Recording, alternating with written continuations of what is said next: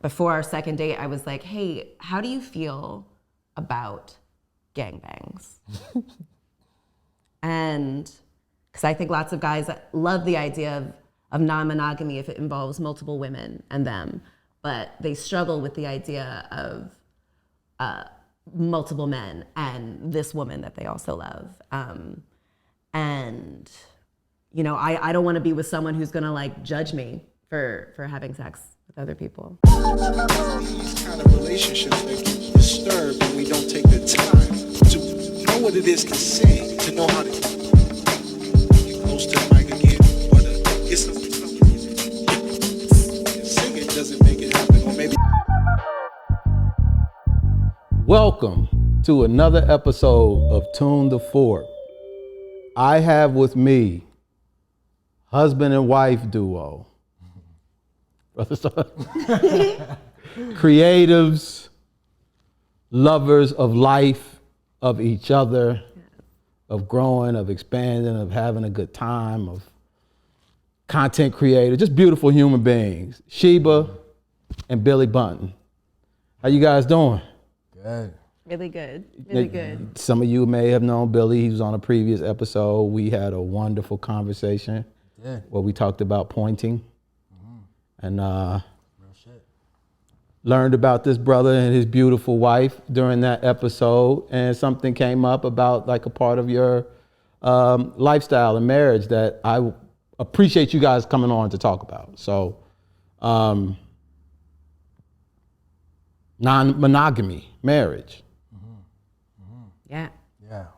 When I learned about this as a lifestyle, I did some stats. 5%, they say, of Americans have tried it at least some point in their relationships. And I was like, okay. And I think that's even, you know, a low estimate. Like for us, it's like kind of a consensual non-monogamy. But I think if we included the non-consensual non-monogamy, that AKA cheating. Exactly. Like I think the number would actually be much higher. 90, 99. Exactly. Yeah. So obviously you all are here as a unit, but you're very much individuals with your own needs, your own wants and desires and those sorts of things. So since Billy has been on before and I'm pro-woman in the space of men and women, Love. Tell me a little bit about yourself and kind of, you know, where you're from and what your relationship with relationships have been up to this, before Billy. Wow. Okay. Cool. So I am from PG County, Maryland, which is maybe like 10, 15 minutes from here. I grew up with my parents, middle class. I'm the middle of three. I have older sister, younger brother. I was kind of sheltered, you know, growing up. Like we went to school in Virginia, but we lived in Maryland, and my mom did all of the kind of driving and stuff, and so we kind of were sheltered in that way. My dad was kind of a controlling person, and so once I graduated, I went to college, went to the same college as my sister had gone to. And then I went to law school, which was also the same law school that my sister went to. Okay. And there I got my first boyfriend. He didn't go to the law school. So you didn't have a boyfriend until college? Yeah. I went to a lot of like predominantly white schools. But also I had like very controlling parents who I knew it would just like, it wouldn't even have been worth it, you know? And so like, I found myself like looking from afar kind of at all of these dynamics and until I was in law school and I was like, what in the hell is going on? I'm like such a catch. Why has like no one thought to like date me? And so I dated this one guy, a white guy who was an actor in Baltimore.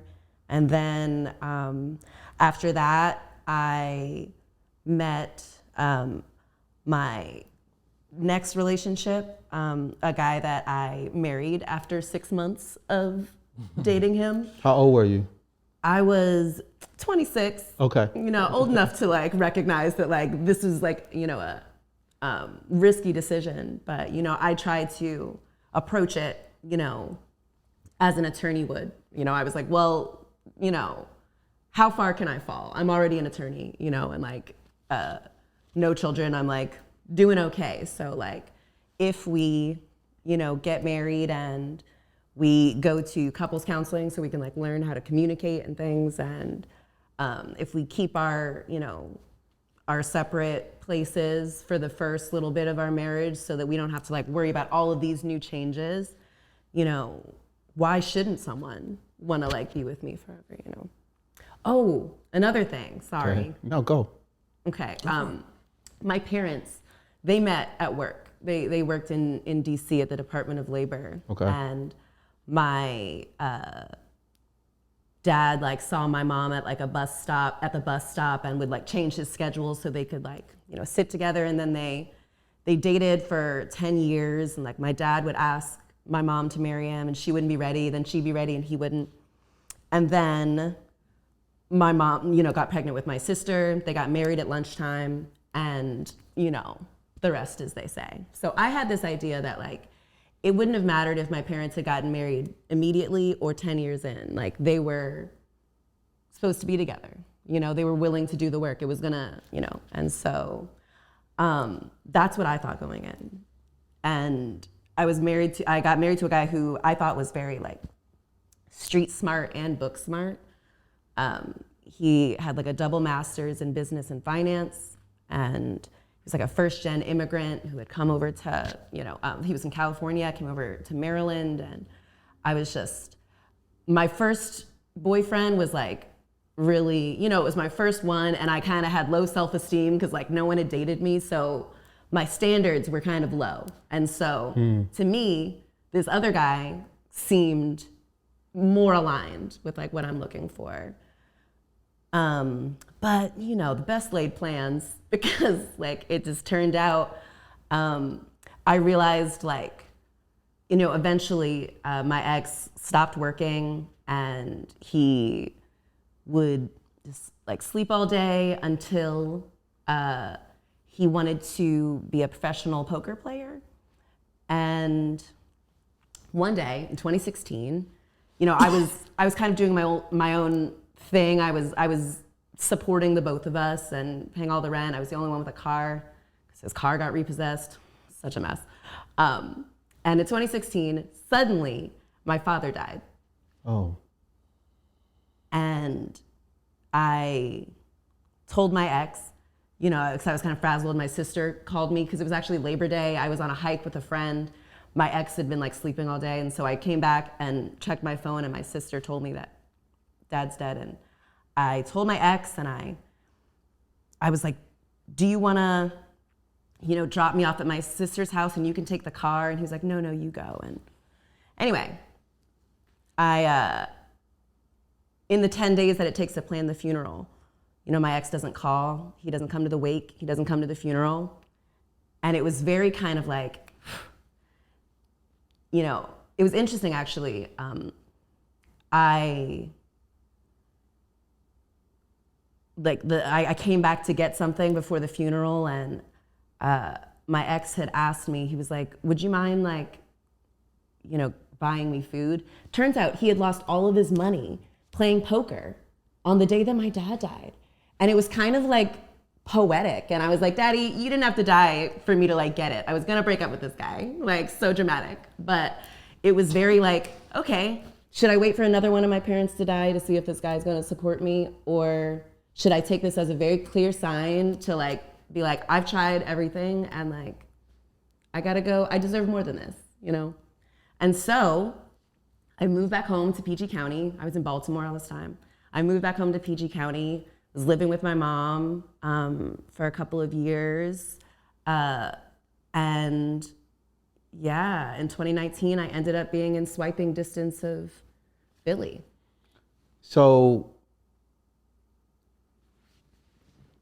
okay, I got so many questions. What about you, bro? What was your relationship with relationships like before meeting Sheba? Relationships with relationships. Let's see. I think early on, in terms of relationships, dating, notions of like sexuality generally, you know what I'm saying? I had like a Christian background and I was waiting for marriage before I have sex and things like this. I had no real girlfriends till like high school, but I lost my virginity kind of senior year. Waiting for, anyway, this whole thing, the first girlfriend was girlfriends, I guess I had in middle school, but like, there's high school, there's college. I guess in college I'm a football player and I'm just out here. You out there living life, you know what I'm saying? But I had a girlfriend and I would go on and off. In fact, I would like break up with her sometimes because I felt bad about the sex we were having, and I would like use that as an excuse to break up, and it was just a weird, confused kind of space. And then sometime like after college, coming to DC and dating out here, I come into like a real start to question things and start to be free and meet some dope women, and there was a shift at some point where sex generally, especially premarital sex, isn't a sin. It's silly to think that. And when I was able to free myself up from that, I was able to kind of date and be, a little bachelor through my 20s or whatever. You guys didn't start practicing non-monogamy until y'all were with each other. Oh no, I was non-monogamous probably, in my mid-20s, yeah. When I got introduced to the term non-monogamy and polyamory, and I started to be able to look into what that meant. And so you had always, in your early 20s is when you started, and so most of the relationships that you were in were relationships that were non-monogamous. Definitely, yeah. Okay. In fact, the label of like girlfriend was one I was really slow to use. And why, you think? It implied something closed off, and I, especially when I had language and a sort of a philosophy that didn't require that, then I just made sure I didn't call anyone a girlfriend. It's a way to kind of push people away, shit like this, Had you experienced non-monogamy before, Billy? No, I'd had the two boyfriends, the one that I ended up marrying, and so after that, I considered myself non-monogamous. I was like, I'm not gonna I recognize that I'm the draw. I'm not gonna tie myself down to someone. So I was once I separated from my ex-husband, I was free to kind of explore. I was like, I'm a babe. I was 28. I was like, I'm a baddie. I'm about to explore. So yeah, and then so in that, I was actually kind of mostly looking for women on Tinder. It was what I had on my profile, and so it was kind of when the first cishet dude I go out with, I end up marrying. It just feels like a very basic bitch decision, but it was cool to be able to be very upfront about what I'm looking for and what I'm to manage his expectations. So had you been with women prior to deciding to go on Tinder? Yeah. It's funny because when I ask what the relationship is, relationships, it's in my mind, it's probably just y'all norm, right? So it's just, it's hard to point out significant things if they're not significant to Totally. So I think we're talking more boyfriend and girlfriends and or marriages, as opposed to sexual encounters with people. Because if we include that, it would be how many hours do you have? How much tape is left? So it's interesting. So you don't considered. So you don't consider, I hope I don't do that again. Let me ask a different question. Do you consider sex only a form of relating? Yeah. Okay. I do. Yeah. All right. Yeah. So when you guys decided to do non-monogamy as a couple, what was that conversation like? Had y'all talked about that like out the gate? So our Tinder, so we both were not trying to be in a relationship when we first met. We got on Tinder both looking to hook up or have sex or just, and so her profile made that pretty clear. Mine did too. Yeah, I was like, I'm looking for friends with benefits. Yeah. And our first, meetup was just hanging out. Yeah, our first meetup was a one. It didn't have to be one. I was trying to hit it and quit it. But then he was like so cool. I was talking a lot of, it was a lot of flirting and build up to the thing because we connected on Tinder, and then it took about 6 months before we connected in real life. So there was conversation. You left the country and all this stuff. So there was a lot of tension and like. I left him on read for like 6 months, and then like. Was it 6 months? It was like 6 months, and you like reached out a couple of times, and then like I was about to go out of the country for a couple of weeks, and I was like, let me humble brag about my travels and whatnot, and that I'm not on this that much. But I had on my thing, like, tell me something funny or interesting. Because like, most dudes on dating apps are like, good morning, beautiful. Hello. Hi. I'm like, hello, good morning. Like, I got things to do. Like, you're not gonna good morning me to death. Like, I need to know that you're not just like, blanket sending this. There are way too many dudes in girls' DMs for us to like do this small talk thing. Like, I want someone who's like clear that they've read my profile and that they're like, something. Yeah. Yeah. So you said make a joke about, what was it? I said, tell me something funny or interesting. Right. And you said like, rhinoceroses. You said like, yeah. Are the only animal that can't jump. Look it up. And I was like, okay, I looked it up, one. Yeah. And I was like, okay, turns out that hippopotamus, mice, and white men can't jump. That's a good one. That's a good one. That was a good one. That's a good one. And like, that's something like I'm looking for. I was like, I want someone who thinks I'm funny. Well, listen, because the I am. rhinoceros comment, like, that's gonna stick. She's gonna remember that. Yeah. I mean, that's key. And then you were like, okay, and here's an interesting thing about me. And then he gave me like, like kind of his history, like, who he is. He mentioned in it that he was poly, and I saw that, I was like, great. Heck yeah. Because like a lot of times I think on dating apps, certainly what I saw, it was like a lot of guys who were like looking for my queen and like, look, God first. And I'm like, oof, you're not going to like me. I'm going to burst into flame if I cross the threshold of church. So. What made you get there? Was it the previous experiences that you had with men?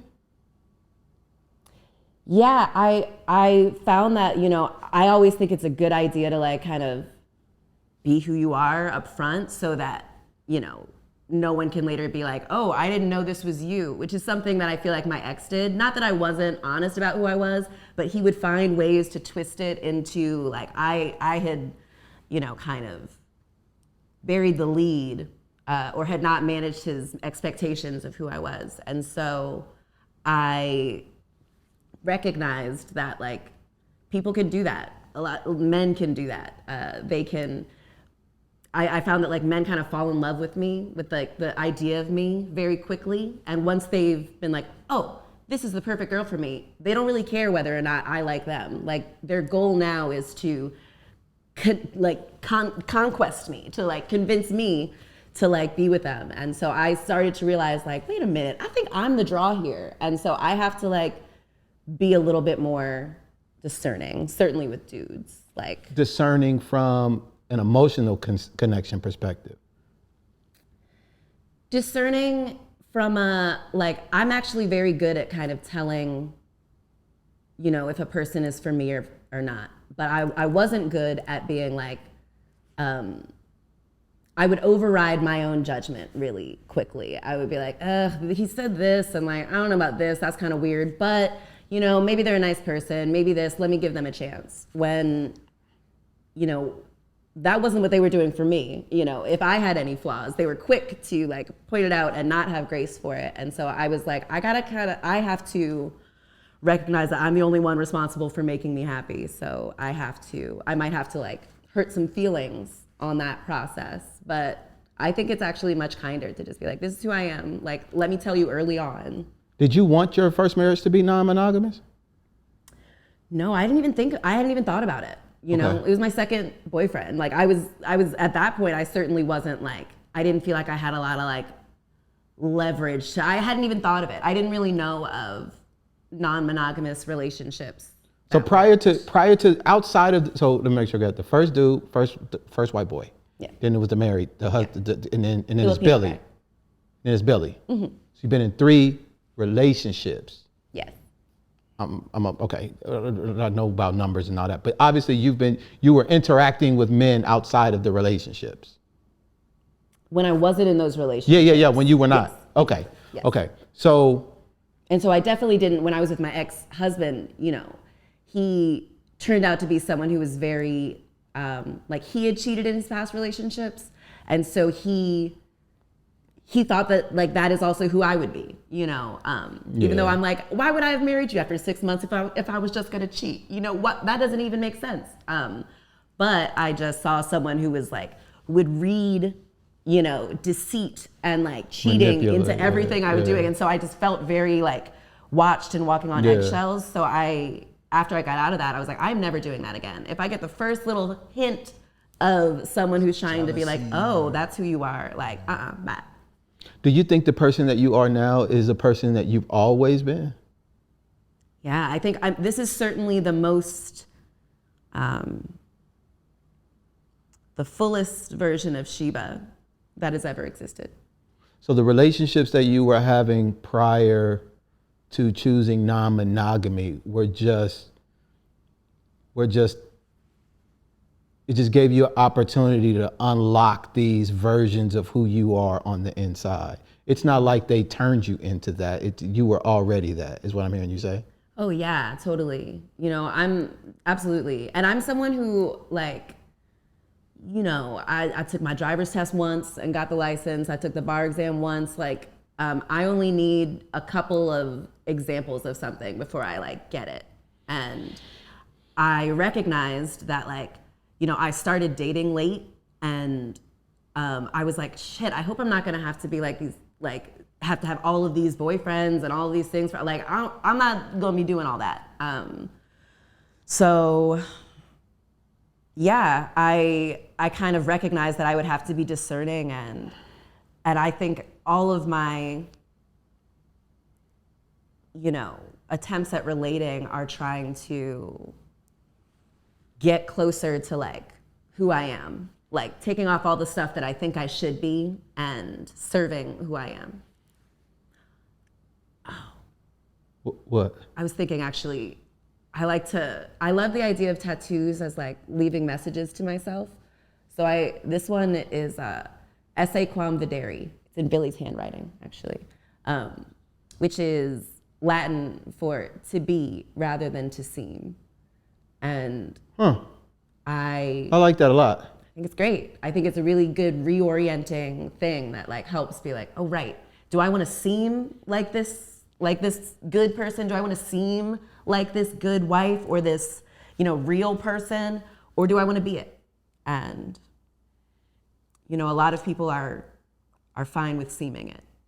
And yeah. One of the things I love about us, it'll probably come back around through this conversation, is we do, I think, reinforce the power of being with each other. Like, and it's imbued in the relationship. It has part to do with the non-monogamy too. This like willingness to let each other be and to like be open to what each other need and want and assess from that place and like build from that. So yeah, that's a cool tattoo. I like that.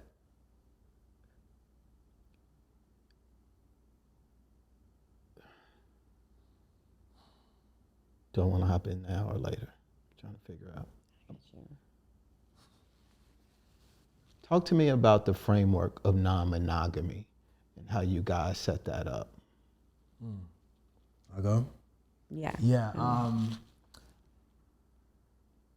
You know, one of the first things we did early on, so first off, we were supposed to just hook up and keep it moving, you know, but we liked each other and we'd see each other a bit more and more. And then I had other women I was seeing at the time, and you were aware of, and we were cool, and you were free to date, and then I think COVID happened. We moved in together, but before that, even early on in our relationship, she said the words "I love you." Oh yeah, like a month in, I was like, I just, with my dad dying suddenly, I was like, I recognize that like we could go at any second, and so if either of us, die, I just want you to know that like in the future, like I definitely like love you and could, see us together. But don't feel pressured to like say anything, because I get that it's a red flag. So we started off on this like total like, this is just for kicks, and then she said that, but framed it in such a way, and honestly spoke to something that was there for me too that I didn't want to like deal with. I was kind of like, I wanted to be just a full hoe, and I didn't want to have any kind of attachments at all. And so I didn't use those words. I told her I couldn't, and if I did, I wouldn't be whatever, but I really do like you a lot, And then we kept seeing each other, and then COVID happened, and it just made sense for us to move in together. It just felt right, and I was averse to that, but I know I had to kind of speak to the intuition that said, do that, and we did that, but we also had all these caveats, and we wanted to kind of keep it honest and free, and somehow we pulled it off, man. And we actually enjoyed each other and thrived during a really terrible moment, which is also at the same time, COVID popped, and I had to move, and I was right before quitting CNN, so like there's major life changes were happening, and we just got stronger through it. But one of the things we instilled quick and early was like this sense of we wanted to be present with each other and always be like flexible around the present. So we do this monthly thing where we meet, we call it the negotiations meeting. And we meet at the top of the month, go to a restaurant or just chill home, usually a restaurant. We just kind of eat, drink, talk, and like really, we try to be open and honest always, but here is a dedicated space. If anything was uncertain about being able to talk about here, please put it out and let's do it. Let's talk about what was good last month. Let's talk about what's needed in the next month. Everything is open. Everything is up for consideration. Any hopes, desires, fantasies, whatever, notes, and we have fun with it. She jokes around and brings like a pen and pad and fucking folder and shit, and she's got a lot of, and then we make it fun and then come out with like a stronger sense of what we need in the moment. And every month we allow it to change. And then at the end of the meeting, we like, we do like a fake like blood fake oath knife, and then we like renew our contract for the next month. And the premise is, after this meeting, if it doesn't go well, we're done. So we're only adding another month every time. You know what I'm saying? Add another month to what? Our relationship. Our relationship. We agreed to be in partnership for another month. Monthly. Mm-hmm. Yeah. And that's the framework of the marriage? So you had asked before, your original question was, what's the framework of your non-monogamy? So I think that's the framework. So the non-monogamy is so y'all basically re-up once a month. Correct. Yeah. Correct. Re-up on the terms. When on you the ask terms. what the framework is. Oh, I got you. Yeah. Okay. And so actually, like, I think even like the framework of our non-monogamy, so we kind of started off, we started off, just trying to hit it and quit it. And so then, our first, maybe like the second time, after we first got together, each time I was like, I'm gonna ask him something that shows about myself, and if he's not into it, he's not for me.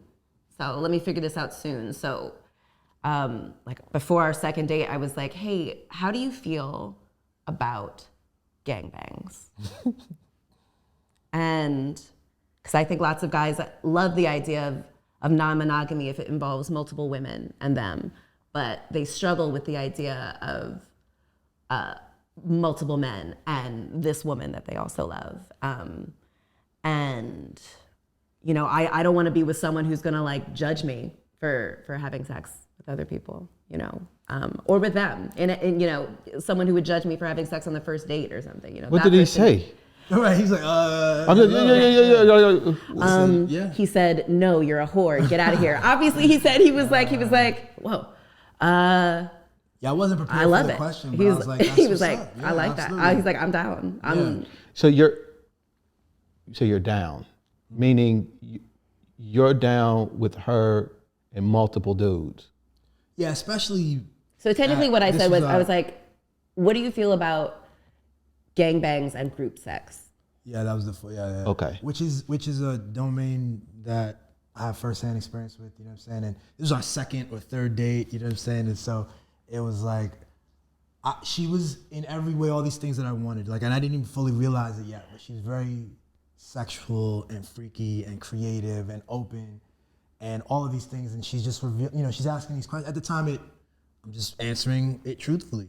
And then I've continued to just keep getting to know you and love more about you, so yeah. So then the first time we had a foursome with like another woman and another man, so 2 dudes, 2 girls.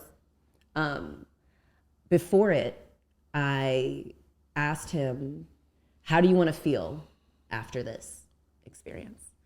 And he said, "You know, I want us to get in the car and be like, damn, that was wild," and like crazy. slap hands and like drive home and like talk about like the fun, wild experience we had.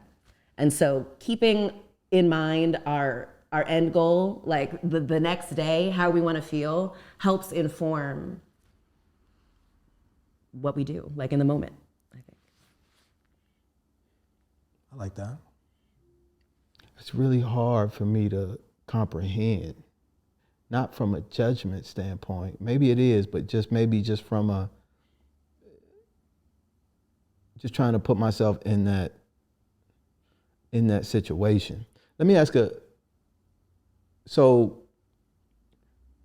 my understanding in some of this stuff with non-monogamy and polyamory and all this stuff is that they're like relationship styles and then frameworks within the relationship. So, you know, you either have an open or closed joint, which y'all obviously have a open relationship. And then there's a one where it's full transparency or like a don't ask, don't tell type of scenario. And it sounds like you guys are in 100% full transparency. Yeah. Where the third piece, and I think is the big piece for me from a delineation standpoint, is sex and love. It sounds like you guys are able to compartmentalize those two.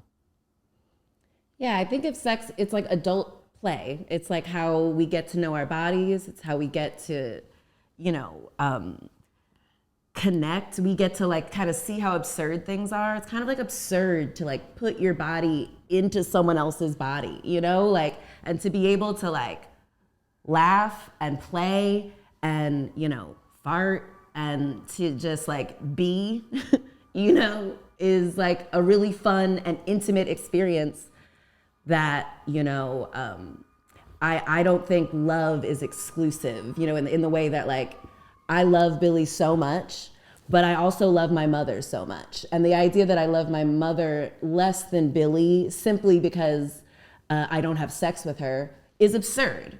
Yeah. And so that's just how I think about it. You know, I can like love someone and or have sex with someone and or like, you know, have a deeper mix of the two that I have with Billy. And yeah. So you obviously are okay with sex. Are y'all okay with each other loving someone else?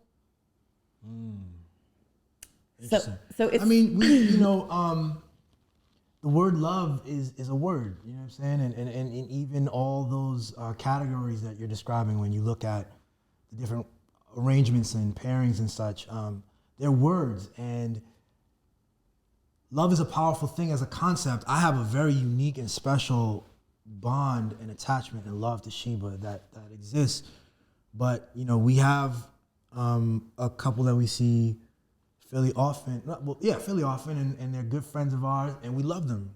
And we use that word, but it's different, and they love each other in a unique way. They're a married couple. And so everything, if we want to delineate it, we'll have to like apply another word, you know what I'm saying? But it is what it is, and we just kind of re-up on that truth and kind of like allow for the truth of it because we enjoy their energy and their space, you know what I'm saying? And so, and they enjoy ours, but this is also something entirely powerful. And I think, so again, some people have a whole range of stuff. For us, for Sheba and I think we enjoy ourselves as a nucleus. It's not entirely amorphous. Like Yeah, we're honestly like 99% of our relationship looks monogamous. We literally spend almost our entire day literally in the same room. Like our office is in the same she thing. works, I work. Yeah. I like to, we're kind of like parallel playing like toddlers do. We're like, in the same room doing our thing. So with non-monogamy, like, we're open to other people, but it's gonna really help if you're already like inside of our house. Like I'm not like one to. You're not on Tinder. No, I'm not, and only because I just recognize that the pickings are slim, and like the chances that I'm gonna find another Billy are very rare. But But you wouldn't be looking for Billy though, would you? You would just be looking for. When I'm hearing you guys talk, I'm thinking of toys.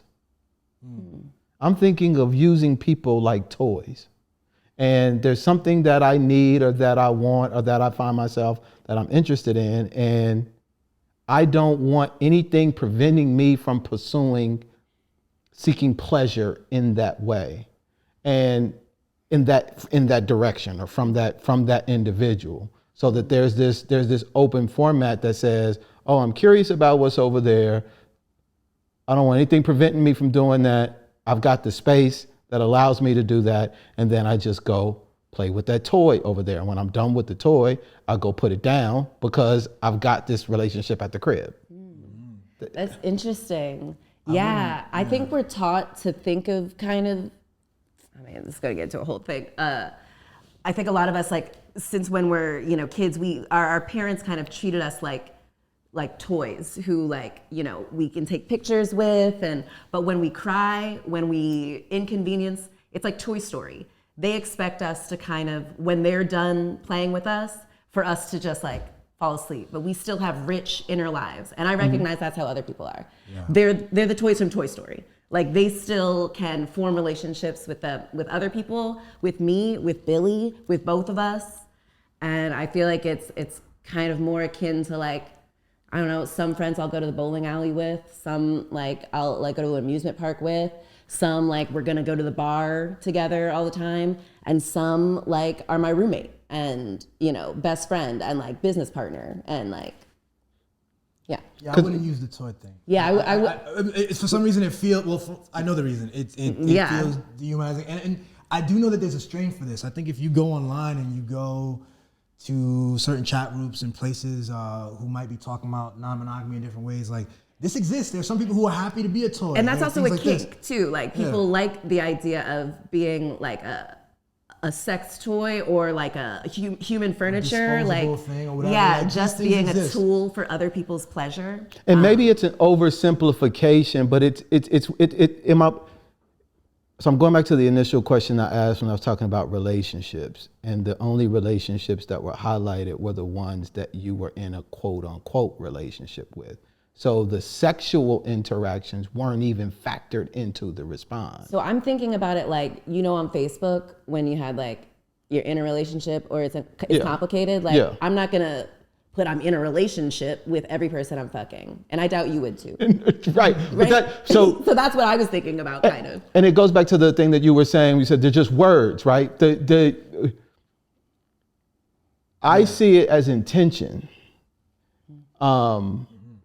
In entering into, there are people who I've had very strong connections with, that we were never in a committed relationship with one another. We were definitely in a relationship. And it's not, but I wouldn't necessarily categorize it in the way that I would have done exactly what you did, but they fall in a certain category, and there were some people in a category that I was just flat out using.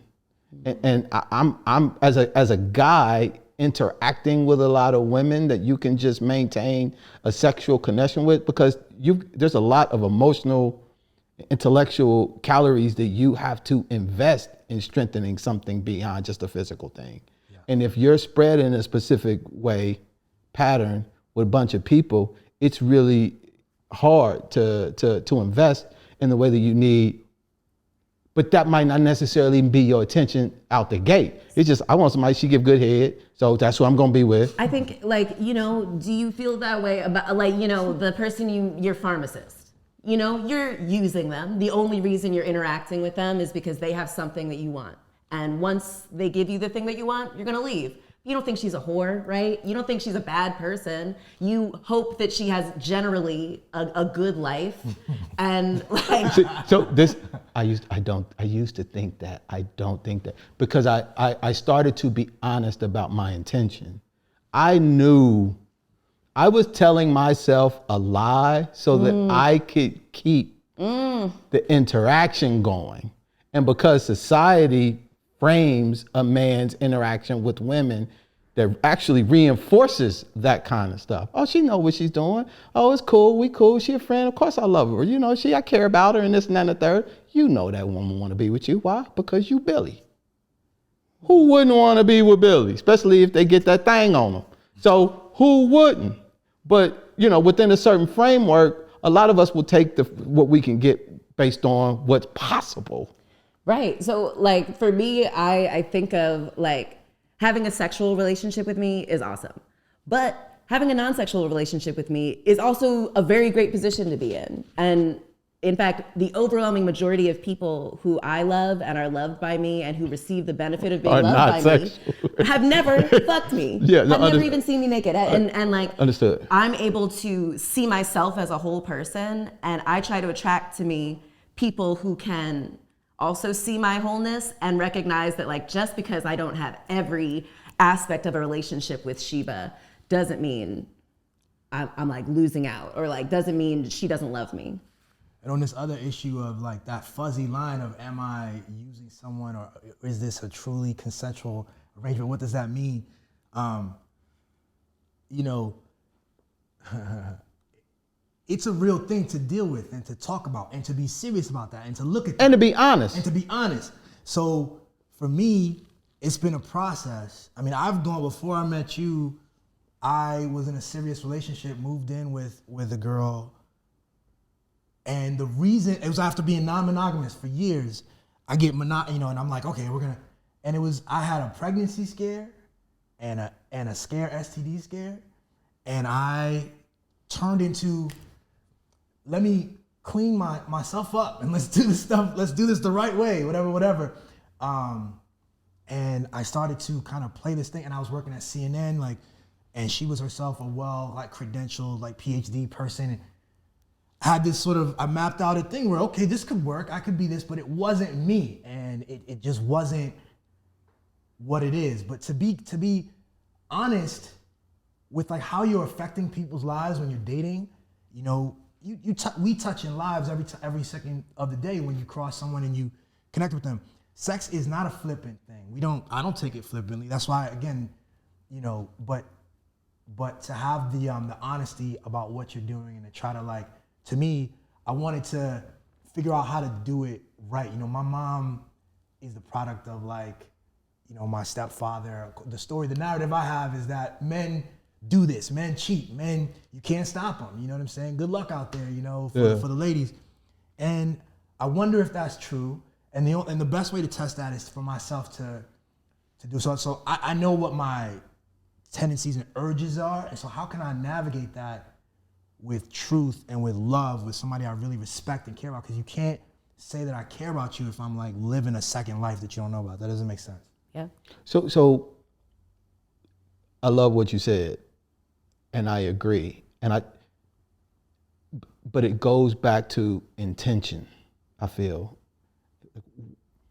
So if you guys are in a relationship, in a marriage, and then you go out and then you seek connection with another person, are you guys going out, and you both can answer individually, whatever, are you going outside of the relationship to seek sexual connection, or something that you feel you're not getting in the relationship? What is compelling? So right now, if you guys are looking at each other like this, to each other for what the other person is capable of giving. Everything is probably a very unrealistic thing.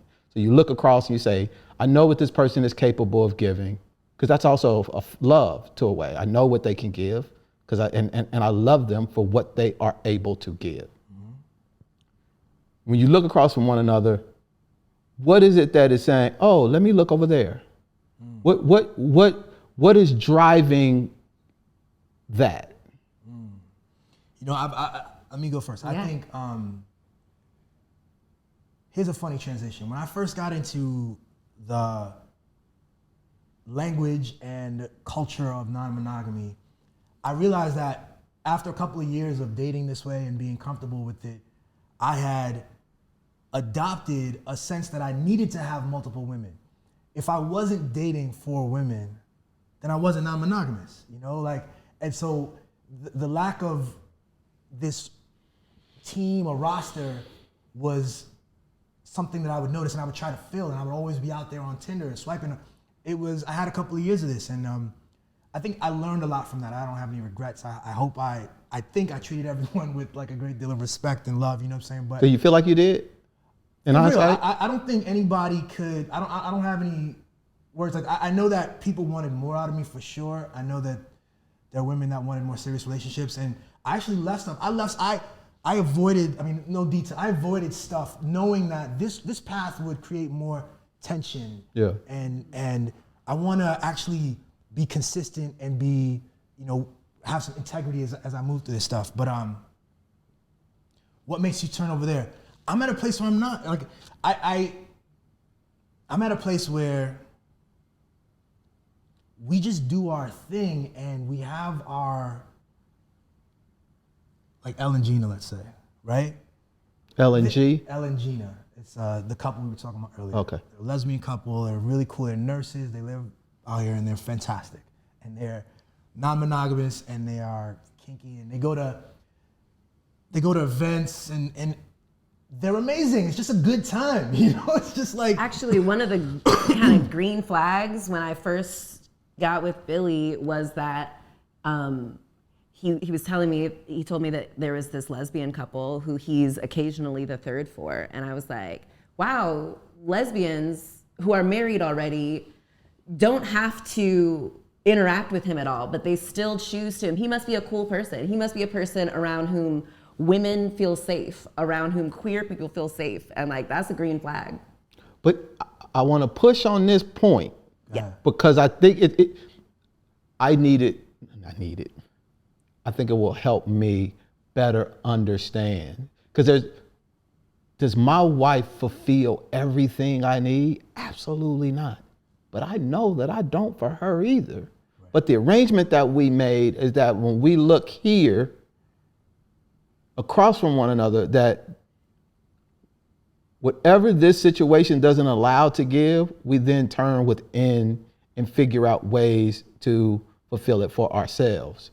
And so I know that that is the quote unquote norm, but I'm just curious to know, like, when you do look back, if you ever do, and it was like, nah, let me go and look over there. Like you look back and be like, but I can go over there. Because I think even in my relationship with my wife, she wouldn't leave me if I stepped out. I wouldn't leave her if she stepped out.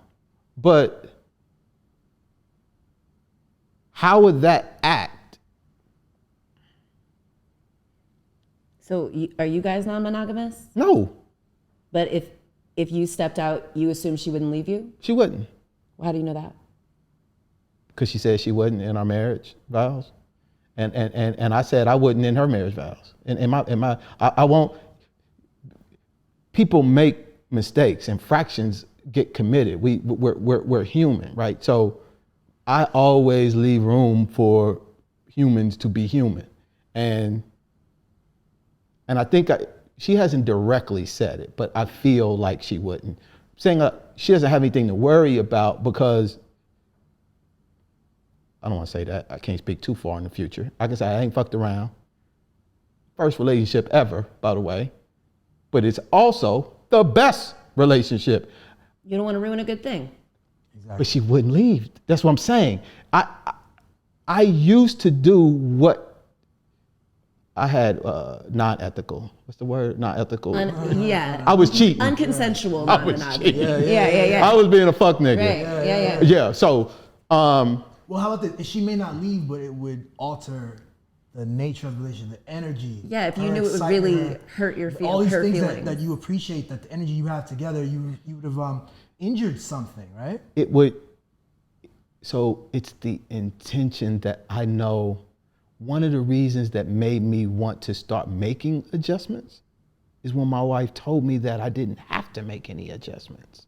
It was like one of those things to where it's like, okay, I know I got this access over here. I know I can take this road, but what will I think of me for taking that role based on what I feel I need to work on internally, what I need to overcome, what I need to address, as opposed to just succumbing to this urge that I have, that I'm always going to have. I've always had it.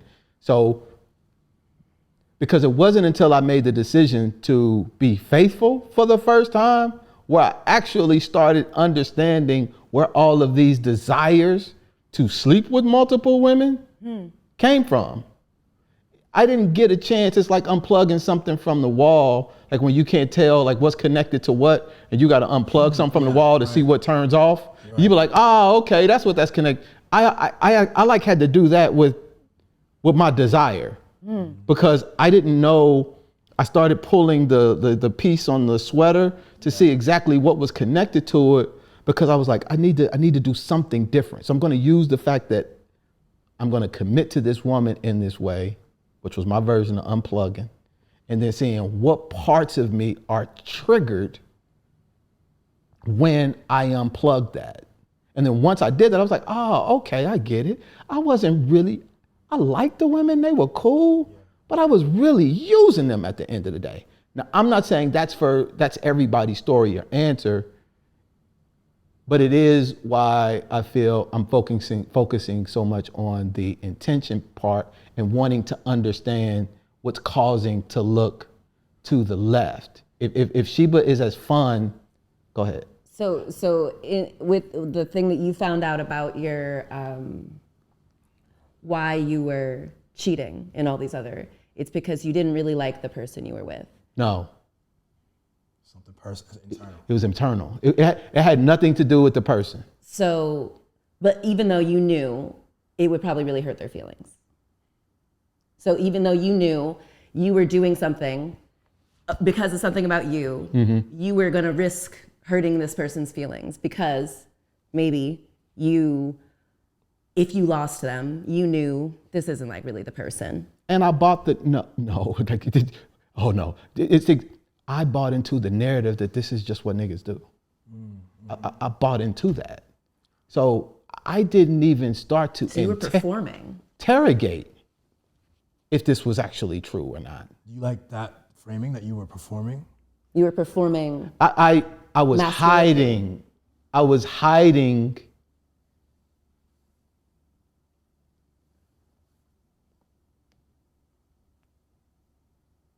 I like what you said, so I'm going to use that word. I was performing a function to hide from addressing something that was counter to the identity that I associated with. I've always been able to connect with women. I'm always going to be able to do that. But how I use that and the intention behind using that is everything. So if I met a woman and I was and she was in and we were open to having a non-monogamous relationship, I know myself enough to know that that's how I hide.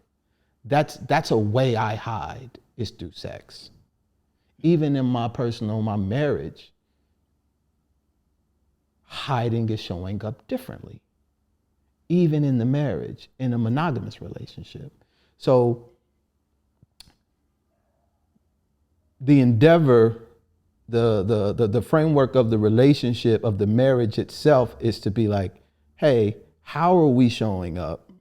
What parts are being triggered based on the framework that we've set up, and then figure out how to address that. And I know that people are making different decisions. And again, that's why the gaze to the left or to outside of the unit is what I feel if you, because you made a statement. If I don't feel like I'm being me, I think, or something like that. You were saying, I don't feel like I'm being true to myself. The younger version of me, right? Okay, so the current version, you don't. If you were in a monogamous relationship, you don't feel like you would be violating who you are. No, I think we go long stretches of being monogamous. You know. So he was talking about his ex-girlfriend who they were like. Right. Okay. They were in a monogamous relationship, but also. Got you. There was the whole thing wasn't me. No. There was, again, I was working at CNN. I got you. There's a whole kind of thing, identity there that like I needed this space has like, I think provoked a whole level of artistry for me that's like totally different, a freedom that I've been able to access. And again, I think we go through long stretches of just being just us, but the ability to articulate what I'm feeling inside and not to feel shame around it and not to feel that it's something I need to hide from my wife, but in fact we have a space where it's encouraged to speak and that she understands it, because I look at her and I see me. I see she's just like me, like except she was born in this body in Maryland and all the stuff that she went through. And so with that, we give each other the room. But I love the fact that we aren't, like, being non-monogamous is just a facet of our relationship. It's not front and center. It's not a definition. And it's just, yeah. But so you both are individuals, right? The decision isn't about the relationship, though, I feel like. The decision is a reflection of the individuals in the relationship. Which decision? The non-monogamous decision. Okay. So at least from what I'm hearing you say. So what I was thinking of when you were speaking just a couple minutes ago about how you cheated in your past relationships because, you know, of reasons, and you're performing, you thought this was what dudes do. And with your wife now, you know, you both won't cheat, but if you did, you would forgive each other. So I grew up, you know, not having boys want to date me and longing to be chosen, kind of, and seeing how other women are treated, and that women cheating is not treated nearly as graciously or with as much like, that's what women do, you know? It's actually punished very harshly. And I saw how unfair that was. But, you know, when I started dating, I was like, I'm not a dummy. I'm not gonna ruin this thing that I've waited decades to finally have. I'm not gonna do that. And then when I was with my second boyfriend / ex-husband, I wasn't doing that, and I was still getting accused of being unfaithful and looking other ways. And I found myself like trying to perform, not looking at other people. And like once I like kind of started, I was like, that's actually ridiculous. I would never treat someone I love like that. You know, Billy doesn't belong to me. So I'm not gonna look at, you know, like I'm not gonna like, because I would hate someone to do that to me. So, you know, like in the same way that like he kind of recognizes that like I'm him, like, you know, he's me. If I was born into like a dude's body and the world allowed me to exist as men are allowed to exist, it might manifest in the same way that it did in Billy. And I like that he's able to see me not as like a woman who's supposed to act like this. And if she acts like this, it means this. Like he's able to see me as like Sheba. The challenge with some of what I think what we're doing, I agree. I do not, because of how I know how I hid behind sex, I talk to dudes now more about trying to understand where this urge is coming from. And if it's the source of it, and then to try to unpack that. It's not a trivial thing, I feel, to engage in sexual intercourse. with another person. Society has told men that it can be more casual. I also think that's a lie. A lot is happening with the man in these situations too. But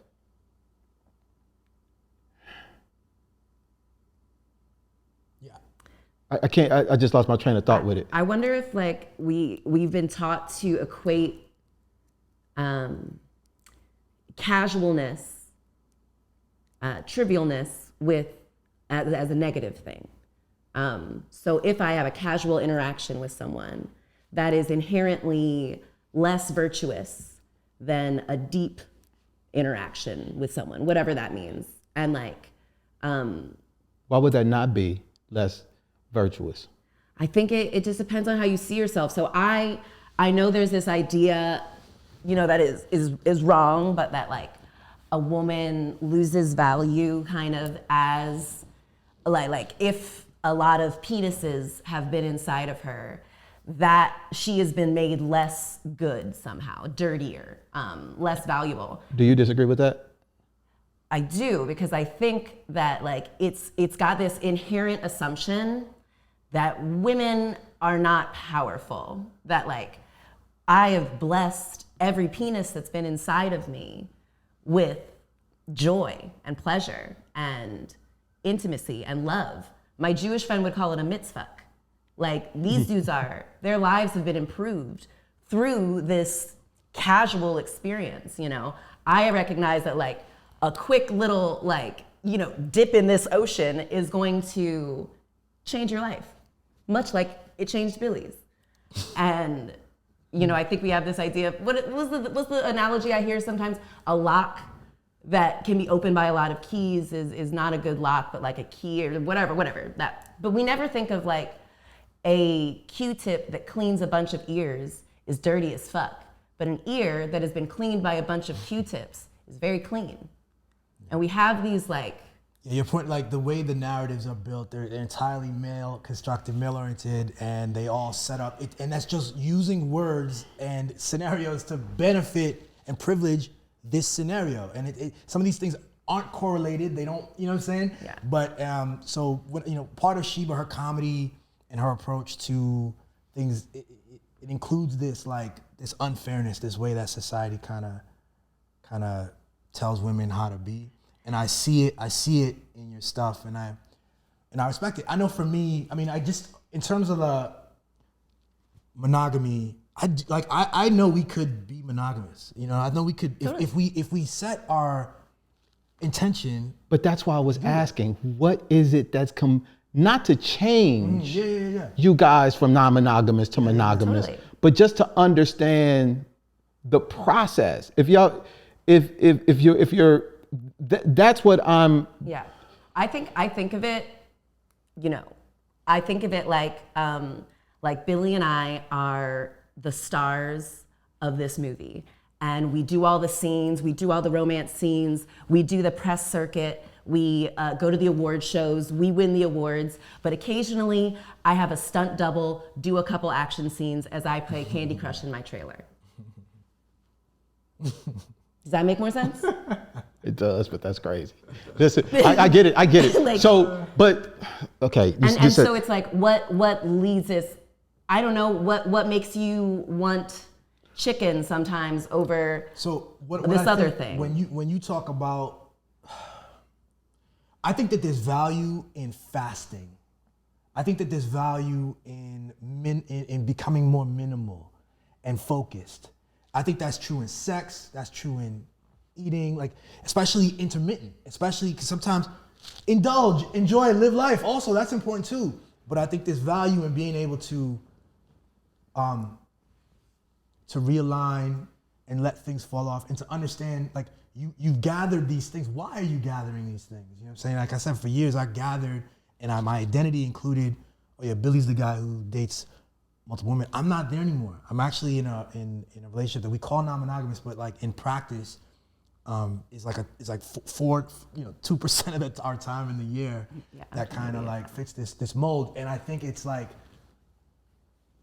I value the ability to, like I said, to articulate these things to my wife rather than what I witnessed what I think was the case with my stepfather and with so many other friends who come to me loathing their relationships and cheating and all kinds of stuff. I think the upper hand I have is whatever impulse that's going on that's present there, I immediately can articulate it. Whether we can, it can be subsided, it can be indulged, it can, you know what I'm saying? Like when Billy had to go to a business meeting or not even a business meeting, it was like a collection of a bunch of like nonprofits or things. And he was gonna go for like a night. And I used to work like in nonprofits, and I learned, and it was like local kind of governance. And I learned that for a lot of people who are content with seeming like a good person, they find opportunities to be themselves.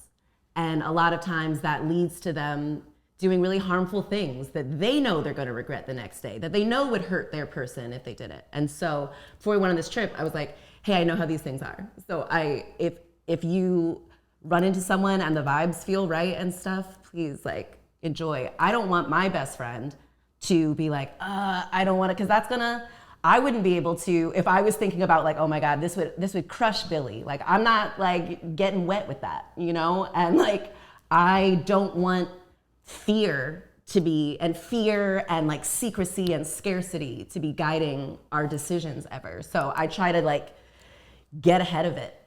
Kind of in the same way, you know, you and your wife in your vows, you've already built in the idea that if you are human and you do make a mistake, you guys aren't just gonna like cut and run. And I think that's a very healthy thing. And I think, you know, even better is to like specify like, it's okay, you know? And I find that since we give each other the freedom to pursue relationships, we actually kind of don't, not like, you know, it's like something about the scarcity and the taboo makes people want to do it. Like before I was 21, I drank a lot more than when I was legally able to drink, because there was something about the like, oh, I'm not supposed to be doing this, that like made it more exhilarating. Yeah.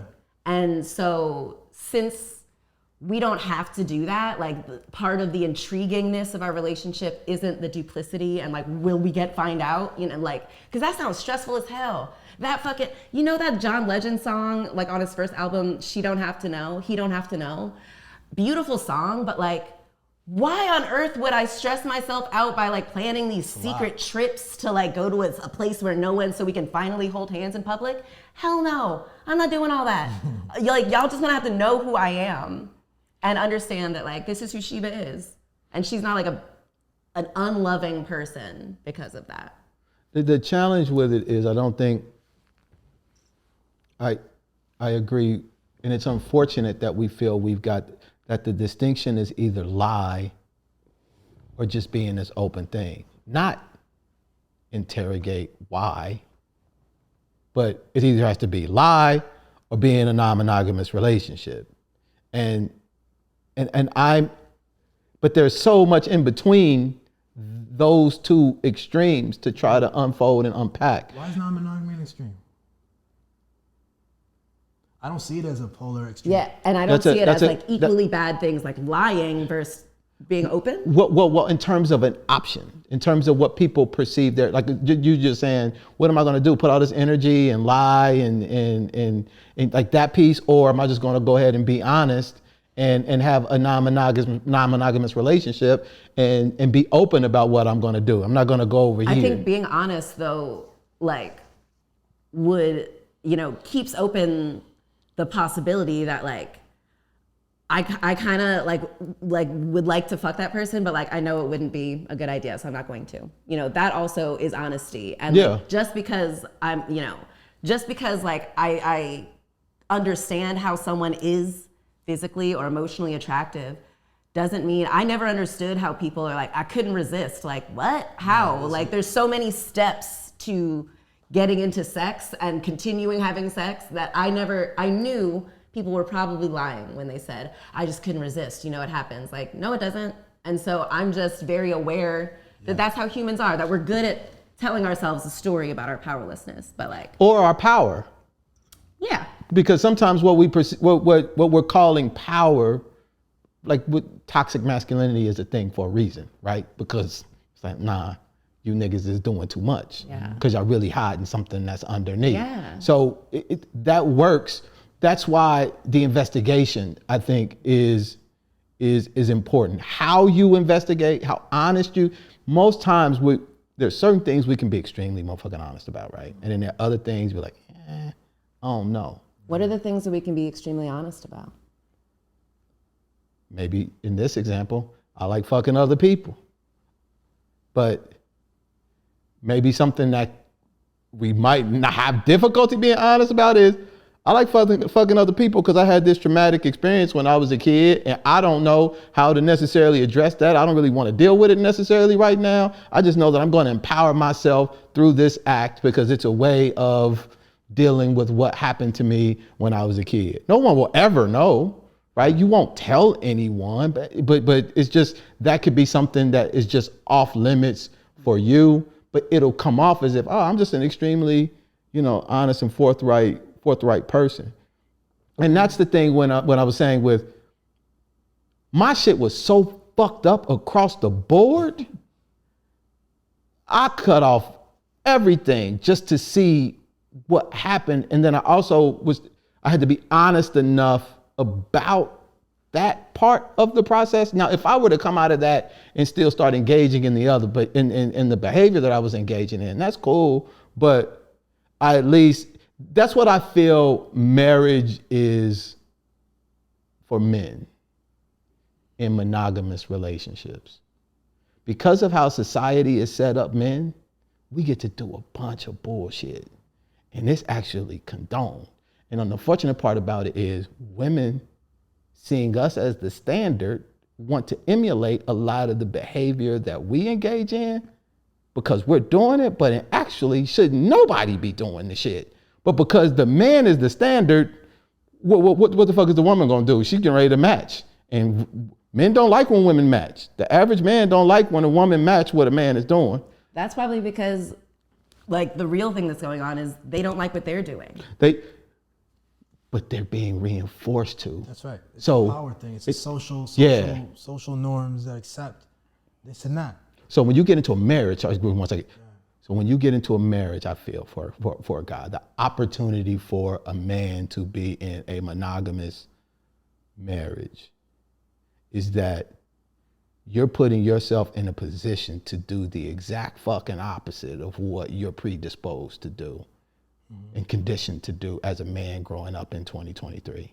And when you cut off from that, you get to see all of the ways in which you've used and taken advantage of and fucked over and hid behind, oh, this is just what men do. And you get to actually sit with that and understand the origin of some of it. Now, if you get to continue to do it afterward or whatever, well, never mind, you can't because you're in a marriage. But that's what marriage gives men in today's time an opportunity to do. Because if you just leave a man to a man, especially if he got a little bit of money.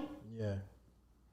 I think honestly, the only thing better than what you described, because again, there's benefit to, like, what is it? Asceticism? Is that the word I want to? There's benefit to cutting things off and finding yourself, understanding why everything you do has a motive or some deeper something. So any ability to analyze self is super key, and sex is one of those things that drive that.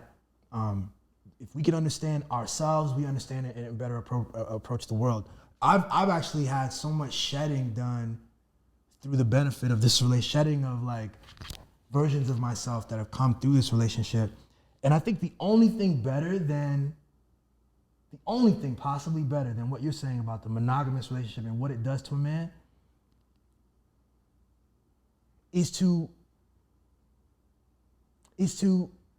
come to a true equality with your partner. Your partner is your partner, and that you are infinitely complex human beings together, sharing time and space, and that every moment is an opportunity to consider what you are and what you want to be. And that there's a kind of like, you kind of propel each other through that, because I'm supporting her in her thing. Sometimes she's supporting me in my thing. I have opportunities to stuff in this situation. I have opportunities to date that are not appealing to me because we're so good, but we also have just a connection and a communicative system that I cherish. And I still have the opportunity to cheat or mess it up. There are things I could do that would mess it up. I won't do it. It won't happen. Like this is like a dream scenario for me. But that's that. Remember the interview we had when I was saying we love each other to freedom? Yes. As constraining as and this is something else I feel is also another lie that has been told about monogamous relationships, is that they're the right ones. Let me take a step back. We make shitty motherfucking decisions, and then we will judge the thing that we've made the decision around. Not our choice, but the thing that so it's not that marriage is bad, it's we make shitty choices picking partners, right? So we got our own humanity, not just us three, but so in a monogamous relationship, and if it's a good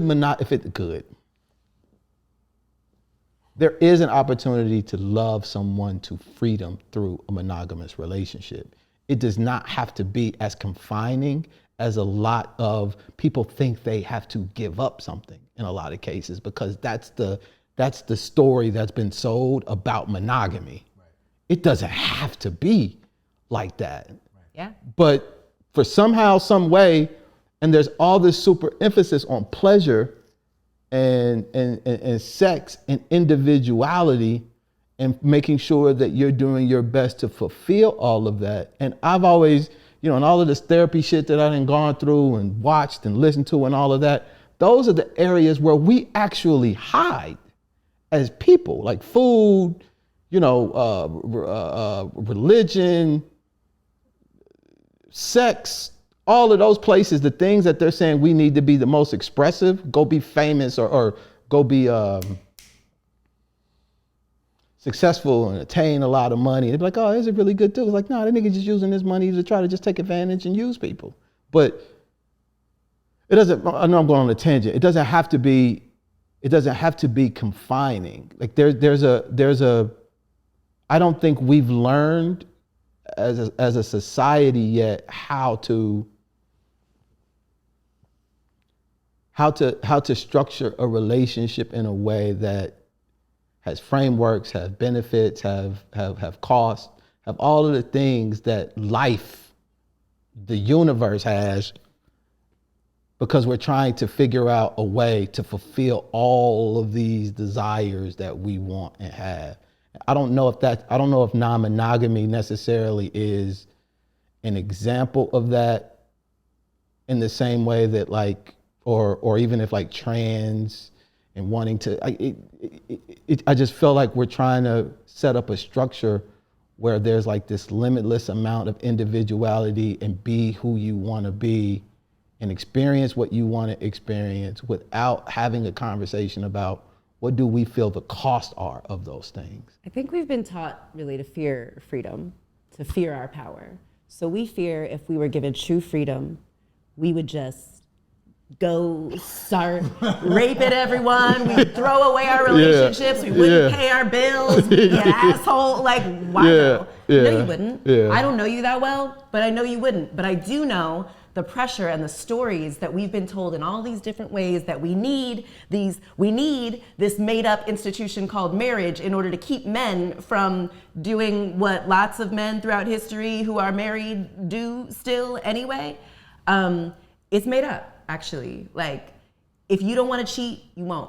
Yeah. If you do, you will come up with the mental gymnastics for why it was okay and why it won't happen again, even though when it does happen again, you will give yourself the same grace and all that things. And I think I, grew up as a woman, grew up hearing women and being married to a woman as a prison sentence, that she's the ball and chain. You will have your last night of freedom. I grew up with that. You grew up with Same, that? Yeah. And imagine if all your life you had been told that you are the thing that is keeping someone from being who they are, from keeping someone from pleasure, from having fun, from being honest. And I internalized that. I was like, that's not me. That doesn't sound like me. That doesn't feel like me. And that's not gonna be me. And yeah. And that's when I was like, I don't want to be, if ever Billy is, I know if ever like you want to hang out with friends or something, I know a lot of guys are like, the wife says I can't. That's not me. Like, don't blame it on me. Men need to be brave and to take accountability for their own fears, for their own discomfort. But you know how hard that is when nothing around you says or supports or reinforces it? How do you think women are doing it? Because men are super supportive of us? Well, hold on. How are y'all doing it? We have to step out and the floor appears beneath us. We have to have a trust in ourselves to know that even if I don't have support, I'm still gonna be okay. To know that through all of the thick and thin and all the things, like I am the only one who has to live with me for the rest of my life. So if I'm not comfortable with it, I certainly can't expect someone who doesn't have all of this rich backstory that I have access to get it. So I think it all comes back to you. You know, it all comes back to. So if you have that was a good point. I think it's gonna, okay, that was awesome.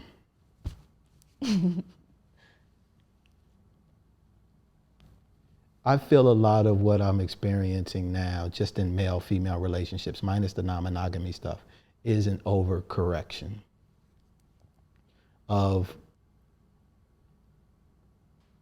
same way when you hear about black people talk about ain't no good white people, and it's like, dude, what the fuck are you talking about? Oh, we're overcorrecting. We reckon, like, it's driving down the street and you like this, then you just yank that bitch. And in our pursuit for equality, for freedom, for self-expression, I feel we're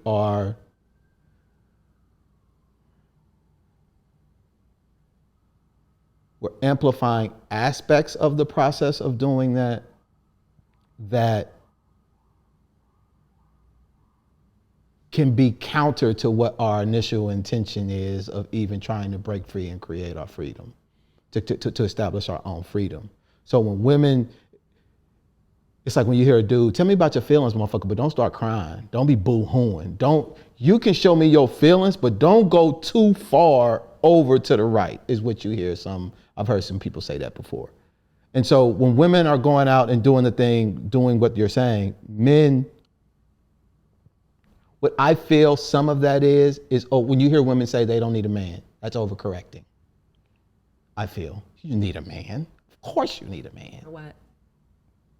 Oh, you don't feel women need men? I mean, our other lovers are two women who actually thrive despite, only an occasional presence of a man, like in a substantive way. So please, why do we need you? You also feel that men need women. Yeah. I understand why men need women. But you don't understand why women need men. I recognize the statistics about married men live longer than single men, though married women do not live as long as single women.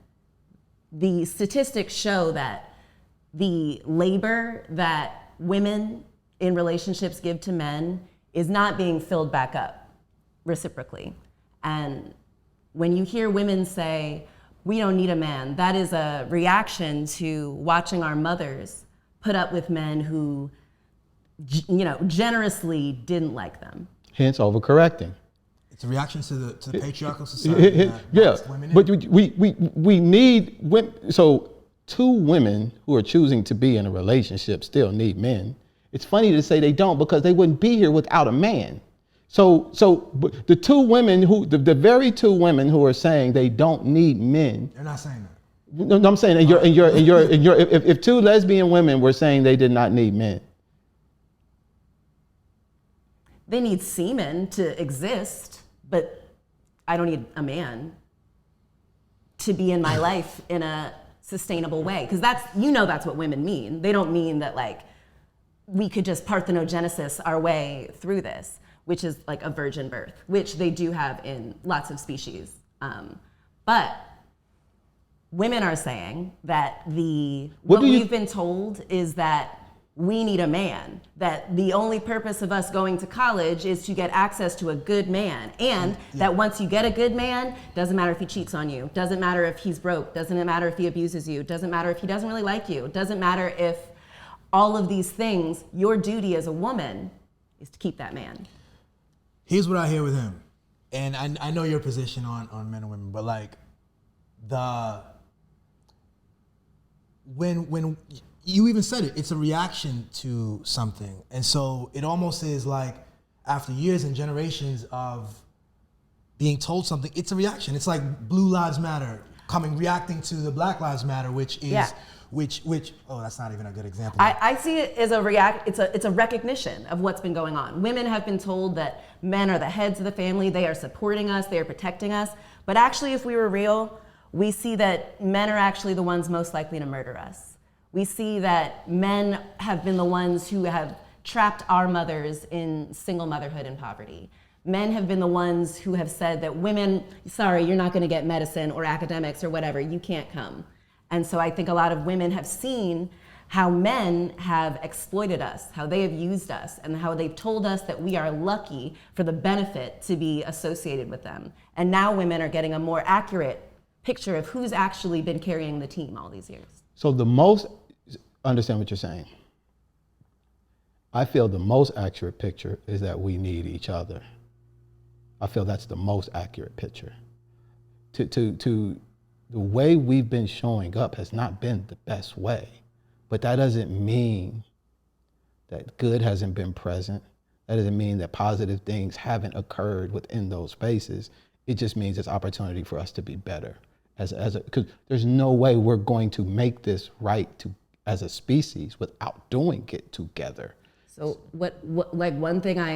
one major impediment to doing it together, I think a lot of men have internalized this message that they are the leaders. That if simply women would just trust us, like things would be good. But actually, why would we trust men across demographics and time periods? Men die sooner. You make short-sighted decisions that are not generative, that don't keep anyone safe. And I think it would be great if men would listen to women and would listen to our perspectives more. And I think that's kind of a struggle I see, is that men have been taught to discount the wisdom of women. This whole thing about trust men, I mean, it's rooted in religion and religious doctrine, White the Black supremacy. church, white supremacy, Black church as well. We've adopted it in our culture. And the point would be this is what I'm saying, like it's the slogan of, these bitches need a man, y'all need men. That's a slogan, and so as a reaction slogan, I don't need a man. But even more complex than that, and to a deeper truth, we need each other. We need to stop these divisions and these ways of assuming. But you speak from like a political awareness of like the oppression of so many years of patriarchy. You know what I'm saying? I don't necessarily see it as like a division. I see it as like a sculptor cuts away the unnecessary parts, and you know. And is the unnecessary part in your analysis the man? Based on you? Yeah, I would see the through line for what is keeping women and men from being themselves is this commitment to a story of men's power and of what men will accept of the world. So part of some of our stories, like mine in particular, so when I'm saying, let me take a step back. Most of the narratives that you're describing or that you've heard, you didn't create, right? So same for me. I didn't create none of what I heard. I didn't create the world that we live in. I didn't create the fact that men have this position and it's reinforced with all of this stuff and women have been put in a position. I can create a new narrative that is centered around more inclusivity, more equality, more recognition of just how important and critical it is for male and females to get their motherfucking shit together. Now, what all the other people are saying about not needing a man, so like if a woman comes up here and says, I don't need a man, I have a visceral reaction to that. But I can suppress my feelings to connect with what it is that she's saying because I don't want to repeat. I don't want to propagate the division. So if a woman comes, okay, you don't need a man, that's cool, that's fine. I can share my opinion about how important it is, because to the point that you were making, most of it is centered around men being powerful. I centered the thoughts about both people being powerful and having a role, and just making sure space is created for both of that to exist. So I just think if our, L and G, if they came in and were like, I don't need a man, would you still have the same like, oh, that feels bad, but like what? Why though? I think, and I want because we're humans and exist. I want to posit that men are used to being centered, and I see a lot actually of like this idea of women don't need men anymore. You don't need us. Yes, we do. We need y'all to go to therapy. We need you to not be terrifying. Okay. We need you to not be the person most likely to murder us. We need you guys to, when we tell you a difficult, icky thing about us, for you to not slap us, for you to not be scary, and we actually do need men. But the things that women are explicit and specific about what we need from men consistently say they are unwilling to do it because that's just not how men are. Men aren't. And also women, you're not helping us enough. And it's always an excuse for why women are gonna have to pick up the slack that men are unwilling to. That's wrong. It is. That's wrong, and it's bullshit. And if I'm in a room and I hear men talk about that and use that kind of language, I'll address it in a way that a man addresses that shit with dudes. But when I'm having a conversation, so now mind you, somebody at some point in time has to take the high road. At some point in time in the interaction between a man and a woman, somebody has to take the high road. If I'm talking to a woman, I'll say it's you. If I'm talking to a man, I'll say it's you. Whoever I'm in front of. Now, if I'm talking to a couple, I'll be like, y'all have a responsibility to make sure y'all take the high road for the other person when you feel like they're at a point to where they can. But the challenge is when a stranger, a male stranger and a female stranger get together and all the man is hearing is women don't need men. And all the woman is hearing, and then at some point in time, it doesn't create a space for people to really connect and share what's going on. Right. So ultimately, the power inherent in men and women, what we've allowed of men and what we've allowed of women, it's very Israel versus Palestine, honestly. Men actually have all of the power to stop. And like they're gonna be the ones who are gonna have to take the high road. But historically, we have expected women to be the ones to, well, okay, they don't know how to express their feelings, like let's just choose our battles. And that women are so practiced, it's almost knee-jerk. We know how to talk men down from expressing, being emotional, because the only emotional expression we've accepted for men is violence. When there's an interaction of two strangers, men need to take more accountability and responsibility for taking the high road. Over women? Yes. Why are you placing that responsibility on the man and not the woman? Because 92% of murders are committed by men. So you're saying if two people are having a heated argument, they don't know each other and they're complete strangers, the woman can get as loud and engage in any kind of behavior minus hitting as she wants. And the man is responsible for being on this side and then just taking it and taking it and taking it and taking it. If a man is screaming at me, you think I'm gonna just take it? You don't think I'm gonna be like, okay, obviously you're too emotional, I have to remove myself for my safety. And that is what men need to do. Instead, they think when someone's screaming at them, the responsibility is to just take it like a man. No, your feelings are hurt. Someone is screaming at you. They're obviously not seeing you. They're obviously not listening to you. The logical response actually is to disengage. But you can do that, right? So why wouldn't you Men are the ones who are responsible for most of the murders and who are not used to using, when they're angry, they're not used to just taking it and okay. But women have to, because if we don't, we will get hit. Can I bring up something that I think is just a challenge of language and a quirk as you guys are talking? Like we're going back and forth between different scales of like men as a social group, and then we get to like women as and then we get Elle and Gina, we get to you, we get to like a concept of a man and a person. Like when we get more specific like that, the complexity increases, and some of what you're saying is a broader general statement of power structures and the things that men need to do in general. But on an individual level, people just like on an individual level, the conversation will need to be hashed out between those two, and both of them need to be skilled in communication and in conflict resolution. Even the whole thing what you're saying, when you get to a personal level, some woman, or Ellen Gina, if they came in here and said they don't need a man, they're not talking about, they don't mean what you're saying. They don't mean, you're not saying it even. They don't mean that aggressive, like female rapper, I don't need a man kind of joint. You know what I'm saying? Like, they literally are just saying like, I am able to support myself and I don't need to marry a man in order to live a thriving, happy life. And that makes complete 100% sense. And if two gay men were to say to me, I don't need a woman, I wouldn't be like, oh, what are you talking about? Like, you know, I would understand that they meant. My scales of reference. But that goes back to what you were saying before. There's a lot of being interjected to assume.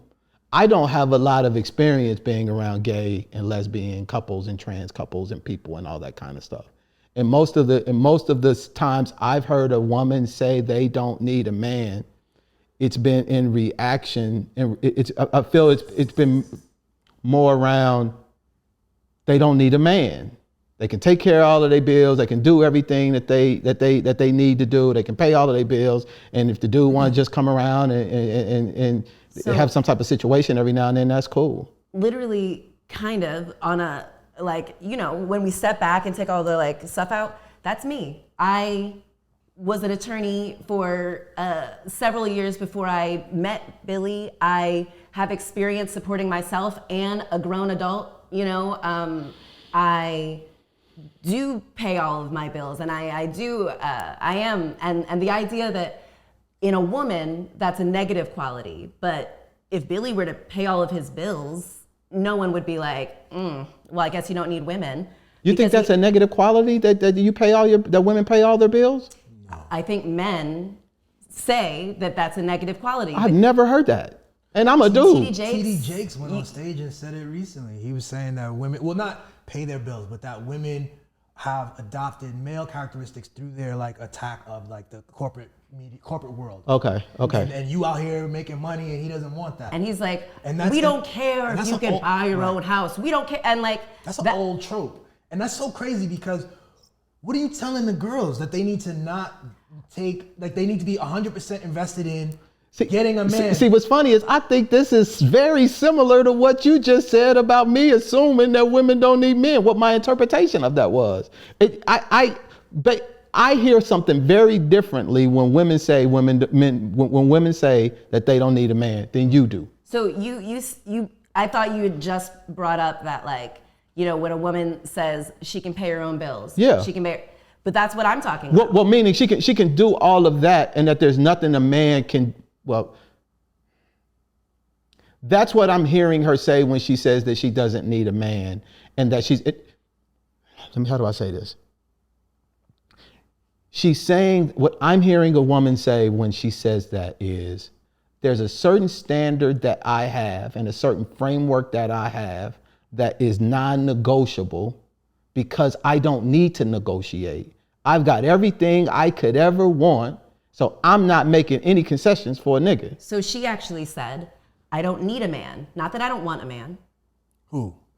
This hypothetical woman who's like, I've paid all my bills. I don't need a man. Okay. But just because I don't need Billy doesn't mean I don't want him. Doesn't mean I'm like, just because I don't need bacon doesn't mean I don't want it and that I'm not gonna have it in my life all the time. So when I'm hearing, this is where the nuance comes in, because my reaction to her when she's saying that, even though we're saying that these are words, they're spirits that are coming behind the words. And we're kind of saying shit like in roundabout ways without saying it. And some people are gonna pick up on it and resonate with it. I'm hearing something very different when women say that than you do, because I'm a guy, I guess. And it's okay for people to hear something. That's why you ask questions, to get a better understanding of what the person is saying. But with T.D. Jakes said that, I'm hearing, this goes back, that's fucked up, but I feel like I understand the spirit of what he's saying. So I understand the spirit of what he's saying too, but I understand the reality of women being told that you are a good woman if you are relying on a man, if you let him be the head, if you let him protect his family. The men are here to protect and provide, where in reality, women are often protecting and providing just as much. But you agree that like some of these things in a relationship, like the norms of the protector and the provider, the breadwinner, the leader, some men, this is a thing that first off, it's an anxiety that we feel we have to do and project. And for some of us, we don't feel that we're there, and this comes out in weird ways. But also, you might enter into a relationship where leadership skills, you need to be open to the potential to receive those things from her. The assumption is that she doesn't have it, that she's just an emotional basket case, and that you're the leader blocks you off from being able to receive and perceive and accept and then gain the benefit from it. Yeah, so I agree. That's why I think that TD Jake stuff is so harmful, because dudes come into the first date expecting and hoping and demanding, and then if she likes to do, she has to perform this too, to be a bit more docile. She might be a highly accomplished person, and then she's to perform something as though this dude might not be that dude. He needs to know himself and realize. And we would never ask men to perform being less smart than you are, to perform being less good at making money than you are, to perform being less good at keeping yourself and your family safe than you really are. But for women, we say that you don't want to threaten men. You don't want to be a challenger. I don't think of myself as that. I think of myself as an MVP, as the quarterback, as the teammate, as the most important teammate. But I think a lot of people are taught to think of women at best as the water boys. Now here's the thing. A wife like Sheba, and I'm so happy and proud to be married to her, she's a challenge. See, some dudes don't want a challenge. They don't want, they say, be my peace, shit like this. Sheba is confident. She's got her stuff. She's got an opinion. She's got her own value sets. We meet, we coordinate. Stand-up comedian. She gets on stage and talks about things and us. And I've noticed myself having to shed these things that got me crazy. But I'm also, I think it's a good look. I feel like I've never been stronger. I feel like I've never known myself better. And I think you've never been more loved and peaceful than you have in this relationship. I think there's this idea that you either got a challenging woman or you've got a docile being. Right. What are you talking about? We all love a challenge. That's why we play sports, and that's why we gamify everything. I am truly the total package. You love so and hard, and you're so the passion that I display in the boudoir is the same passion that I take into defending people using my unique understanding of the world. And it's how I, keep myself safe and others safe. And so the idea that I should I should compartmentalize it to the bedroom and not is just not seeing what is. And like I said before, none of these concepts are ours. We didn't create any of them. And most of what I feel we're doing, men, women, everybody, is we're trying to adjust to make sense of the world that makes the most sense for us. Some of us do overcorrect in pursuit of doing that. I understand why we do, because sometimes it's you feel you're at the extreme edge of something, and you have to, Right. But what do you do when you overcorrect? So I have a statement. How you fight matters. I believe firmly that how you respond to a force says more about you than the force itself. And if the force of patriarchy, as an example, is something that is because it affects men and women. It affects both of us. And we have a responsibility as men to respond in a way that makes that more inclusive, more balanced.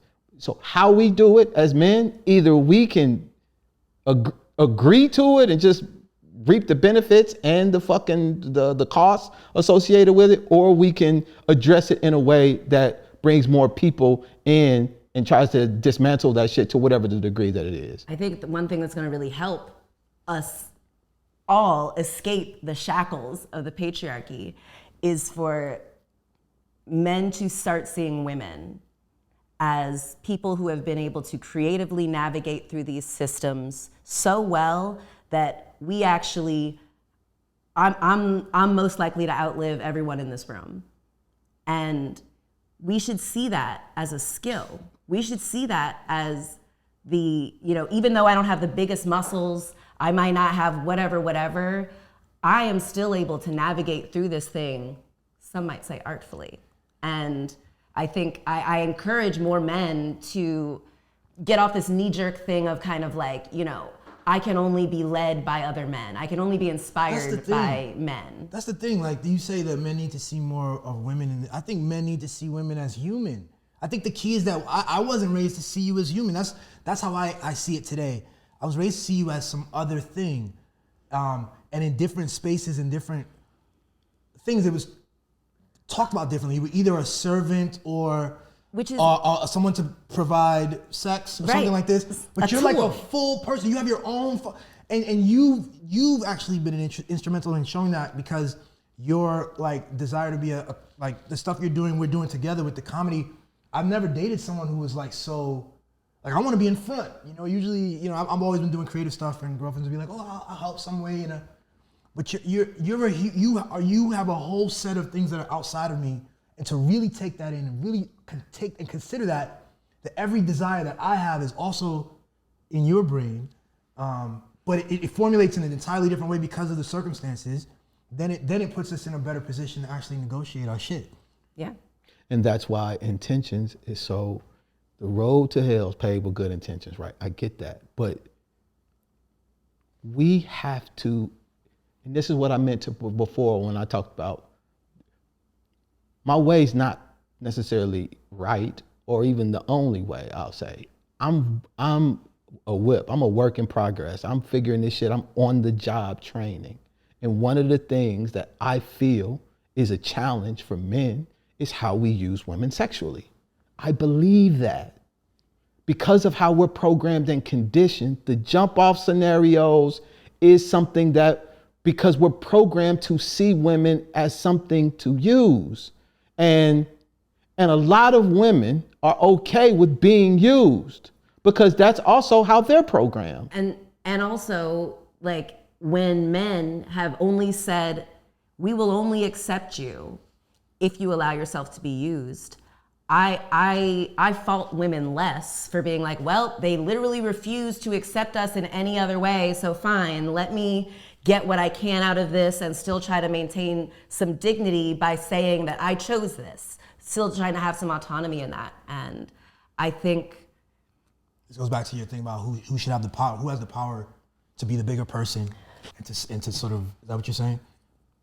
Yeah, I'm saying that too, but also I'm saying even the idea of like men thinking that they're using women, that they can, like, I know like dudes who have been like, I only fuck her for the hype, or like, she did something mean to me and so I just fucked her and I didn't even care about her. Thinking that doing a pleasurable activity with someone you hate is harming the person that you hate more than yourself. Yeah. But that's illogical. That's the programming. I get it. And I think it's tough. Men have been programmed to think that they are logic machines, where women are emotional, irrational, kind of. But men are actually just as emotional as women are, but they've been taught to logic away their emotions. Anytime a dude shoots somebody, that's an emotional response. Literally. But we won't call it that though. No. You know what I'm saying? We'll call it, what is it? Violence. And has dancing around the truth helped? But that's why some of us you made a comment before. Another truth, we're all fucked, but we're all great too. We're all just trying to figure it out. Yeah. And so it is a problem. I don't know why it's a problem. But it's a problem for for where we are now in this sexual freedom. Men are responsible for that because of our behavior. We're 100% responsible. I own what I've done I know the conversations that we have and how we look and respond to shit. I also know that we got a lot of motherfucking work to do. But you made a question, because I asked you the statement before, is it with the putting the finger in the thing? Yeah, I'm not gonna say devalues, but it definitely has a cost. In the same way that the men doing it has a cost that men don't even know that they're doing. So I think there's this idea though of men having this inherent value, and so like they get the pleasure and they damage the women, and not that in the same way that water is healing and life-saving and it creates life, but can also be used to waterboard you or drown you to death. So can sex. And if sex can cause our downfalls and all the sexual freedom is gonna like get everybody on the wrong track, why can't it also be the thing that saves us? And that if we stop running away from this thing we've been told to fear, like not being able to, what if salvation is on the other side of that fear? It is. That's beautiful. Thank you. That was absolutely beautiful, because I agree. Good job. But we got to have the conversation. And we got to be able to look across from ourselves to a woman and say, you fucking 500 dudes a year. There's a little out there a little bit, sis. Now, but we got to be able to get to the other side. We got to at least be able to acknowledge what is. And you got to see her as a human. I don't know how many people you fucked, but you did it because of some childhood trauma, right? So why wouldn't she also be doing that because of the same reason? So the problem is when we go, yes, girl, slay, go get all of it. So when I'm saying have the conversation, I'm saying let's have a deeper conversation.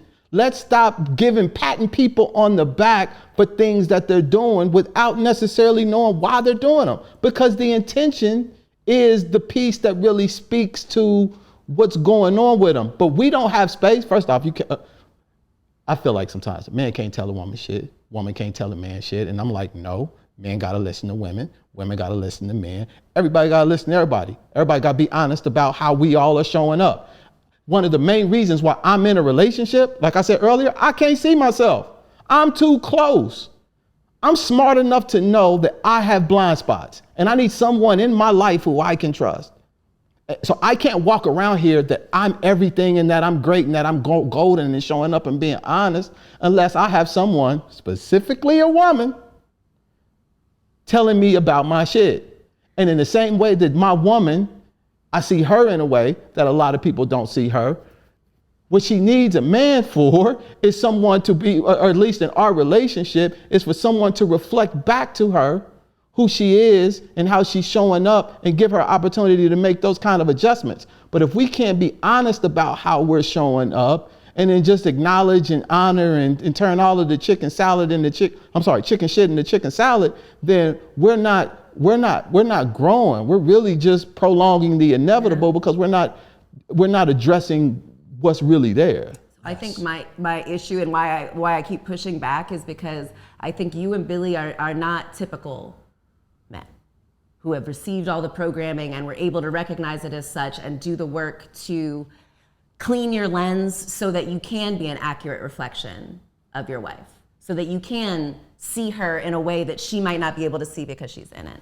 And I don't think a significant number of men have cleaned their lens enough to be able to be an accurate reflection. Instead, they see their wife as this mother figure or this woman who hurt them in the past and who made them close up, and they're projecting all of their traumas onto this mirror that is actually very clear, and it's bouncing back to them. And the men oftentimes are not recognizing, because we've told men to kind of ignore your emotions. So you guys just aren't as versed, you aren't as fluent in the language of emotions. And so, but you think you are. It's a Dunning-Kruger effect. You guys think you're a little bit more competent on something that you guys are actually just getting into. And it's kind of putting the cart before the horse to be like, well, men, we've got a lot of work to do, but women also have to help us. What if we don't? Are you guys not gonna do the work? Because women don't have the privilege of waiting for the men to do the work before we do what we know needs to be done. you talked about a framework earlier, and like trying to understand the framework of non-monogamy, and like how to do that. And I just want to like, this points to what you were saying about the compliment that we might have a different lens. It truly is about the people in it. There are people who have non-monogamous arrangements. They give it all the language and they perform whatever, but they are also deeply manipulative and hiding things from themselves, hiding things from their partner. The framework that I kind of think is we have this freedom, but that we've given ourselves, like the discipline and the virtues are each inside of each of us, rather than being boxed in something. Each of us have adopted the box. And so there's very little impetus to do something outside of that, but we give ourselves the freedom. And I think that that's powerful, and that's something that I appreciate. But if you're not there, if either of you is either manipulative, a taker, or somewhat of too much of a giver, or too unwilling to assert self, then there will be an imbalance. There will be some sort of abuse that will be present.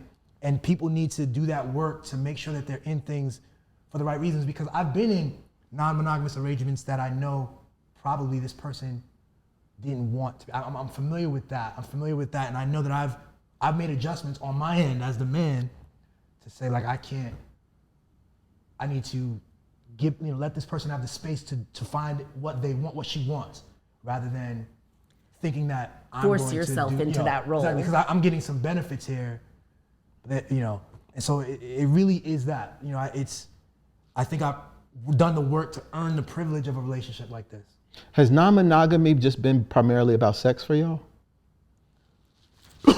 I say probably, for the most part. I didn't use the word love. Love is a relatively new thing for me in this way, and it's like sort of relationship type love. So non-monogamy does include sex. Yeah. No, I'm saying, is it only about sex? Is it only about sex? Again, with humans are just so infinitely complex that to say that your marriage is only about love, or only about sex, or only about using someone, or only about business partnership, or only about procreation is an artificial simplifying of the complexity of the reality of who we are. Yeah, so we can tell ourselves a story, whatever story. exactly, we like, that like we're only having sex with them, but like no, things, I like the people that we interact with, and if I didn't like them, I wouldn't have sex with them. So y'all have never used a one night stand as an example. Was that just? Because you said so. One night stand is just sex. Oh, so it's interesting actually. So recently, when we came back from the Seychelles, one of our friends who we met at a sex party, she invited me to do a stand-up set at a sex party that she was hosting. And I was like, that's like, people aren't really there to laugh. How's that gonna be? It ended up being really great. It did amazing. Awesome. And we met a lot of really cool people. And, we certainly had sex with people different reason, once, and not to say that we won't have sex with them again, not to say that we won't, but like, I like them all as people. I think they're, and I want them to have whatever the relationships and lives that they want. I don't think of it as like, bye, see ya, tried it, later, But that's what you felt I was saying when I asked the question, is it just about sex? Is that what you felt I was implying? I do. The idea of like, and I'm only basing that on the idea that, when men cheat, you're just using women for sex. And I thought that was. But I can say this, so I didn't dislike these women. I didn't think they were bad people. I had conversations with them.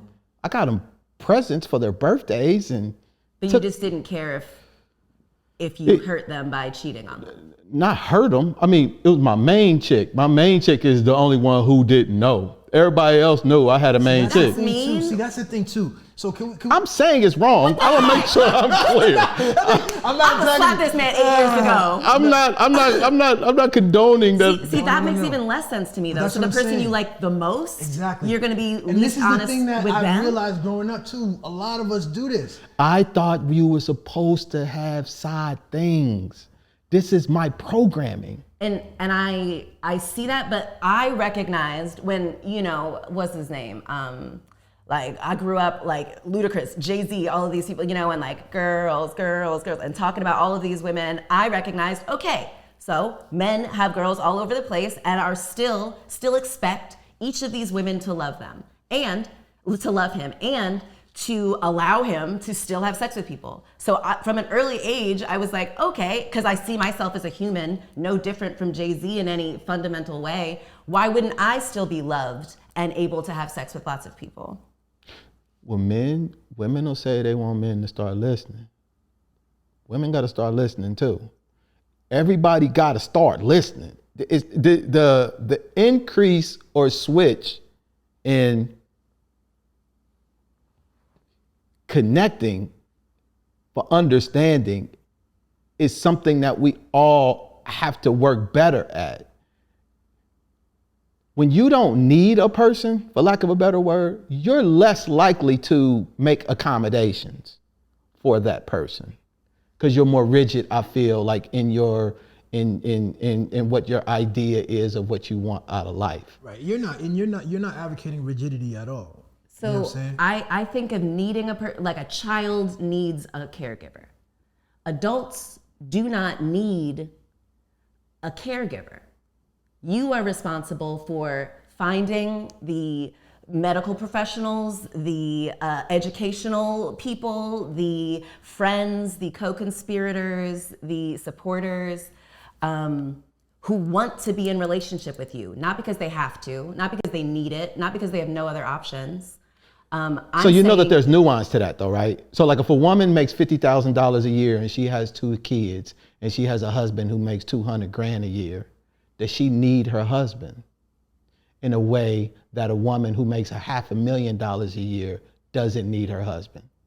I know lots of women who make way less than $50,000 and don't have a husband making $200,000, and they still have to figure out how to support their children. So while she might want a husband who makes $200,000, what she might need is the knowledge that she is going to be able to support these children regardless of whether or not the man is there. So if a married woman making $50,000 a year has 2 kids and her husband makes $200,000 a year, does that married woman need her husband in the same way that a woman does who's married who makes $500,000 a year working with a husband who makes 50?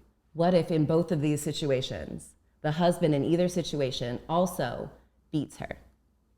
You see how she adding a joint to it? Why? Because why would you make it artificially simpler than it would be in real life? Because that isn't the option that women are dealing with. He either has a lot of money and I have to do it, or he doesn't. So there are also all of these other things that go into a relationship that women should not think that simply because a man has money that you need him. So no, you want to avoid saying the word need. You don't want that word in there. It doesn't make sense. In the same way that does rely? Is that a better word? That's a funny thing that I always joke about. Like the dumbest thing that we as a species do is keep relying on men to solve our problems. What are we talking about? Wow. Men, like the ones that, like, you know, when my father died, a joke I kept saying to my mom is, you can't rely on a man for anything.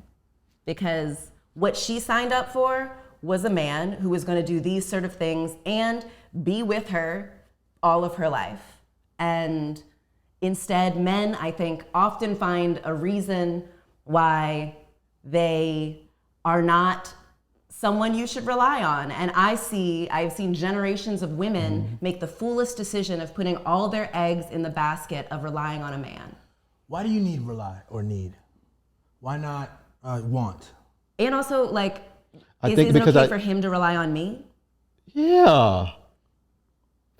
I mean, that's the whole premise of this whole thing. Yeah, like for me, listen, I don't subscribe to a woman needing anything different than a man or a man needing anything different than a woman. I feel like we need whatever a man needs, a woman needs. Whatever a woman needs, a man needs. Vice versa. And so, but the reactions is what we're programmed to react to.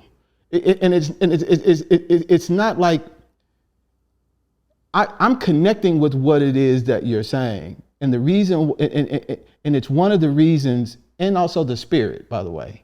And it's one of the reasons why I've chosen to make the decisions that I've made in my life, because I know I've contributed to the perception that you have so that you can respond in the way that you do. I have no judgments about that, because I understand like how women got there about dudes, right? We got work to do, but we got work to do. Everybody collectively. And that's the reason why I'm relying, why I'm saying the need, and situationally it's different. I feel like if we do put ourselves in situations like saying, do you need a job?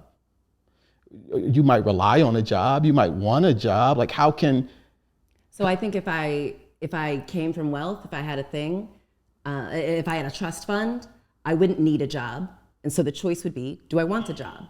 And I think that's the thing. Like, you know, need and rely are different things than want. And we've been taught that want is a superfluous thing that's like kind of selfish, and you shouldn't think, but like, why? What I want is good. What I want is someone who is loving. I don't need someone who is making all this money. I don't need someone who has a certain education. I don't need someone who does all these superficial things that I'm told I have to need or I have to rely on a man for. What I want is someone who thinks I'm funny. What I want is someone who includes me, who is thoughtful, who recognizes the things that maybe I can't even bring front of mind of how I want to be treated, of how I want to be thought of. And I think we're uncomfortable with the idea of like exploring our pleasure, exploring our wants, because we've been told that they're on some level bad and base and harmful. But what if our pleasure is pointing us to healing and life and love and community and joy and safety and freedom? As long as the intention is there. Everything that I subscribe 100% with everything that you're saying, just as long as the intention. This is why I think therapy and conversations and honesty and all of that stuff is important, because I do think that on the other side, it's like once you've done everything and all of that, now what? Like once you've done everything, now what? Exactly. Once you've had all the sex that you're supposed to have, once you bought all the cars you're supposed to buy, once you then played all the games, what you're supposed to play, now what? Exactly. So like, that's how we get through this thing. You know, you step out and the floor appears beneath you. So don't get too far ahead, worried about, you know, the thing. There's this thing, if you are ever stranded in the middle of the ocean, what you're not supposed to do is look for land, because you're gonna tire yourself out, you're gonna stress yourself out, and you're gonna panic. What you do need to do is look for a piece of driftwood, look for a buoy, look for something. Close. Like, you don't have to like get so far-minded that it's gonna stress you out. Like, it's okay, we'll figure it out. Once we get to this place where we have now what, we'll have taken stock of all of the new skills we acquired to get here, of all of the new lessons we incorporated in order to get here, and we're gonna realize we are now more equipped than we've ever been to deal with whatever comes forward. To not even deal with, to create it. I think that the conversation, the intention is key. You can find self through going through the cutting off and the withering away and the shedding, and you can also find self through exploring some of the more like pleasurable aspects. Yeah. And I've been more, as a dude, I've been on like really in tune with this like aggressive, like I'll take shit. I'm, you know, like I can carry burdens. I'm tough enough. I can get rid of stuff. And it's only like, again, like this thinking about the generative power of actually also moving towards your wants. I think that's also exists, but you've got to be honest at every step of the way. Every moment really take stock of who you are and what, you know, how it's flourishing around you, how you're affecting yourself and the people around you. What is the best part about being in a non-monogamous relationship or marriage? Communication. Yeah, the communication. It really feels like, like my best friend, and like we get to be like, oh my God, did you see that hot girl right there? Like, you know what my dream is? I would love to do this. You know what my fantasy is? Like this. And like, it would be like two dudes, talking about their thing. And, if your best friend is like, hey, I really want to like try and holler at this girl, are you going to be like, wow, I thought we were hanging out tonight? Or are you going to like be excited that your friend is going to have a pleasurable, fulfilling experience, even if you're not the one to give it to him? All right, do you guys have frameworks around, like, so if you want to hang out with somebody, do you have to tell him, or do you just go do it, or what? So I would tell him because, we'll have been, we just literally like, he works at his desk and I work at mine in the same room. And so it would be kind of strange if after I work from home all the time, I just like get up and like, all right, it's been 4 hours. So like, sorry about that. Are you good? I'm a big physical comedian too. But like, it would be, does that make sense? Like that I would do that to my best friend, just run out, not tell him where I'm going? Or would I be like, hey, I kind of want to like meet up this person. Yeah. They said that, and like, what do you think? Because this is my friend, and he does that with me, with, women. And I always talk about my Eskimo sisters, the women who have also had sex with Billy. They're dope. They're baddies. Like they're like, and it makes me feel like I'm like, wow, I must be really hot. Billy obviously has a type for like sexy, confident, creative women who are really good at navigating through this world and maintaining who they are. And now like, I'm friends with some of my Eskimo sisters like independently of Billy. And like I've helped them with like legal issues and, emotional issues and things. Like I was really looking for friends with benefits. And so I love that I've gotten the model that I was raised on is the model you pointed out earlier, where you're supposed to have other chicks and your wife or your girlfriend knows the least about you. Yeah. And she's supposed to put up with it. You got a best friend over here. You got a friend with benefit, and they know your real desires. They know you for real, for real. Your wife is just kind of, you just kind of do event. Why would that be the? That's so never made stressful. sense It makes to no me. sense. So so to me, the ability to not hide. Like if somebody got a fat booty and I want to look, I can talk. Like I've been in relationships where you can't look. That's gonna cause the whole weekend's ruined because you. Look, that's terrible. I don't want anything like that. Now, obviously, there's a spectrum, and we are where we are because we found it. And, so, yeah, that kind of like acceptance and truth and honor and clarity and reality. Like I understand that like a woman's like ass isn't less fat because we're married now. Like I recognize like we're still seeing reality as it is, and like we can still appreciate beauty, even if we don't have sex with the beautiful thing. Like I'm just able to appreciate beautiful things and enjoy it, share that appreciation and not act on it. And if we do, like, I'm still able to be like, okay, cool, this is still a beautiful thing. This thing is not less beautiful. Let me ask a question. Guys, gotta ask a question. I just as like on some dude shit. So did you ever have any points where you had to resolve like how you felt about her, like sleeping with another dude or whatever? Yeah. Earlier on, probably. Earlier on, we again, like we started off where it wasn't serious, and I'm having fun. I have a sexy female best friend who's also interested in the same. We like a lot of the same women and stuff like this. That's how I, and as I started to use the word love to describe our relationship, I had to square with. What it means. We go to a party, and she's open to things the same way that I'm open, and we talked about it. We're very communicative, and like one of the earlier things I came up with, whatever reason I was like, I don't want to see you get cummed on, and. That's a conversation that most people will never have with their wife, right? In the traditional sense.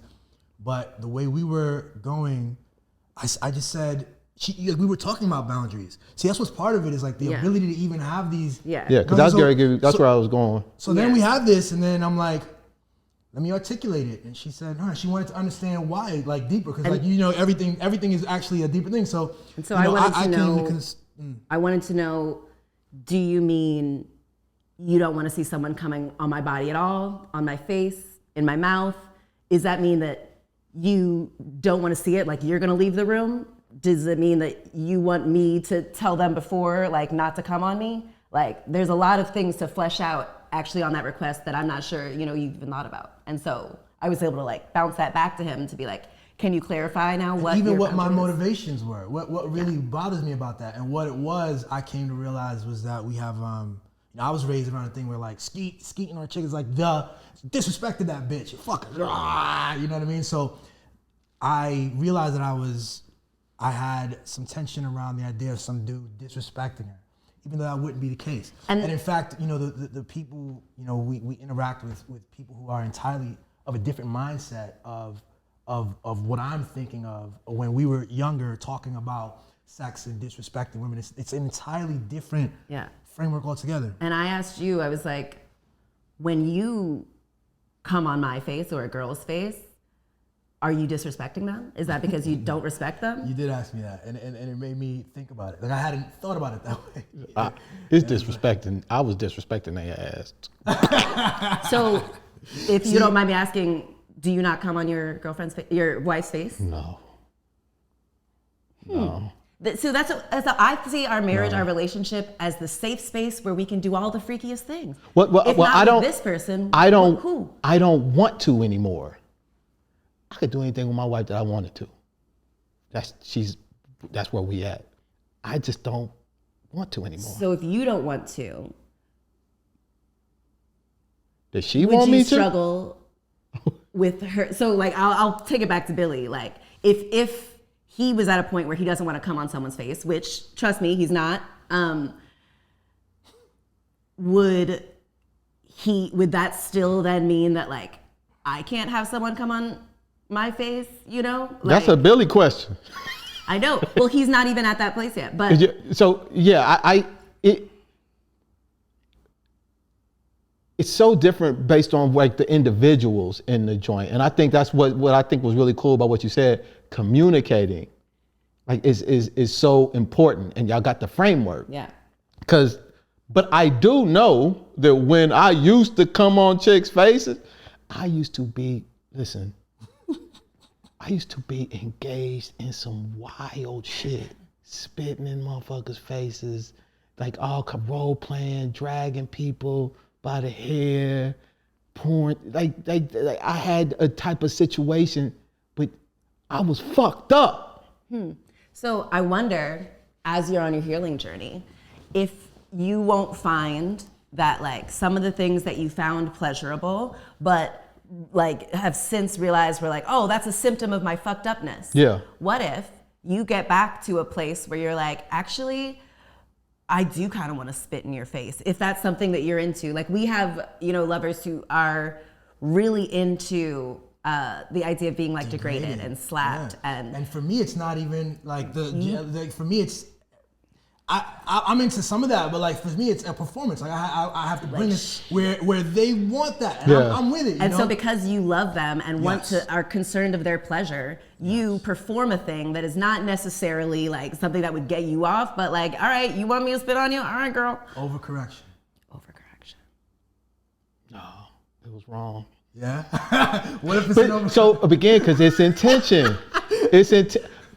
So the question is, what was I turned off about with in that act? I had real turn on by in that act. I had real, you know, when you hear these women say, I don't think men really like women, and they make these statements and those kinds of things. I had shit that was hearkening all the way back to some mommy shit that I had not addressed at all. But that was showing up primarily in my sexual escapades. Yeah. That's where it was showing up the absolute most. Yeah. Mm-hmm. So I didn't understand any of that when I started going through the process. So the fact that I'm aroused by demeaning a woman, I'm not aroused because I'm loving her. I'm not aroused like my connection, the situation with her, it transcends physical. And so the other stuff, if I could just see you and want to fuck you, and I care about you, but I'm not willing to invest in anything beyond what I can get from you in my position, that from my mind, that's like a usury kind of thing. So it was me being attracted to demeaning them and degrading them. I didn't, even though we would like go out and I respect them, we were cool and all that, there was something about what I was able to do in the bedroom with them. Yeah. That So That's a real thing. I think of it as it's a role play. You do like them. You actually do respect them. And Not necessarily. in this, he's got to know what's in his head, and I'm telling you, like, he's got to know what's in his head and what the intention is. And it can be a role play, or it can truly be an attempt to like get out something. Totally. I know dudes who do this, and you're mindful of this. This is a thing that women have to be kind of mindful of, because a lot of dudes, especially younger dudes, and the imagery reinforces Like that this is porn what and sex shit, is. yeah. Totally. So I grew up with that. I grew up understanding like, okay, men like this, like it's a performance. When they do this, you go, ah, and like when you do this, you go that, and that's what it's about. I grew up trying to understand like, okay, this is how adults do it, and this is what and so I recognized that if I was gonna get any pleasure out of sex, it might help me to develop a bit of a humiliation fetish, so that I can still get some pleasure out of the act of someone else trying to degrade me. And that is actually a really creative way of navigating through a world in which I can't really control where you are on your journey. And so if you are doing it to like degrade and whatnot, that's on you. That's your thing. Everything you do is not actually about me at all. And everything I do is not about you. And I so think a lot of men don't realize the subtle ways that women adapt to our energy. When we come in like a wrecking ball, all this stuff, sexually, this is who I am. non-sexually, but even especially sexually, the way like inflicting pain in sex as a some women really love that, and other women accept it or become adept at it. and maybe they tolerated it and accepted it for so long that they like it They now. begin to like it. Yeah. And so, but so intention again in all the directions, and we're all on these different journeys, and Yeah. nobody, and particularly when we're taught that. And can I just say one thing? Yeah. To point to what you're saying about like that, to not be flippant about sex. If you have time, this is where I think religion tells you gotta wait till marriage, or whatever. There is value in understanding who you are and understanding who the other person is, so that when you're getting degraded or whatever is going on, you know that it's from that better place rather than you actually being in harm. You know, like a lot of shit is, and you know this, dudes are manifesting all kinds of stuff in those arenas. So again, just putting out there that earlier question about is there any virtue in waiting? It seems that there is value in understanding, getting a better picture of the energy that you're putting yourself into. Yeah. So for me, like when we first got together, I recognized that like men murder, and like you tell women, tell their friends and whoever they trust that they're going out with this person, and like a picture and whatnot, just in case we're murdered and the police need to know the last person that we were with. It sucks that women have to have that in our mind, where I think men are just like, hey, degraded, and it's like, cool, we're doing a lot more internal calculations. Yep. And so when I met up with Billy at his house, which is a red flag, don't do that, unless, it's like you discerned like I have. But I recognize that, like, I know, people are like, oh, you're not supposed to have sex on the first date. You're supposed to wait till the third date, because like if you do it on the first date, they won't respect you. And I think, why on earth would I want to be with someone who doesn't respect me once they've had sex with me? If anyone has sex with me, it's a life-changing experience, and you are lucky to have had it. And so if someone is going to throw away a relationship with me because I've had sex with them earlier than they thought I should, that person's not for me. And so I'm not like wasting my time being like, oh, let me convince this person that I am worth it.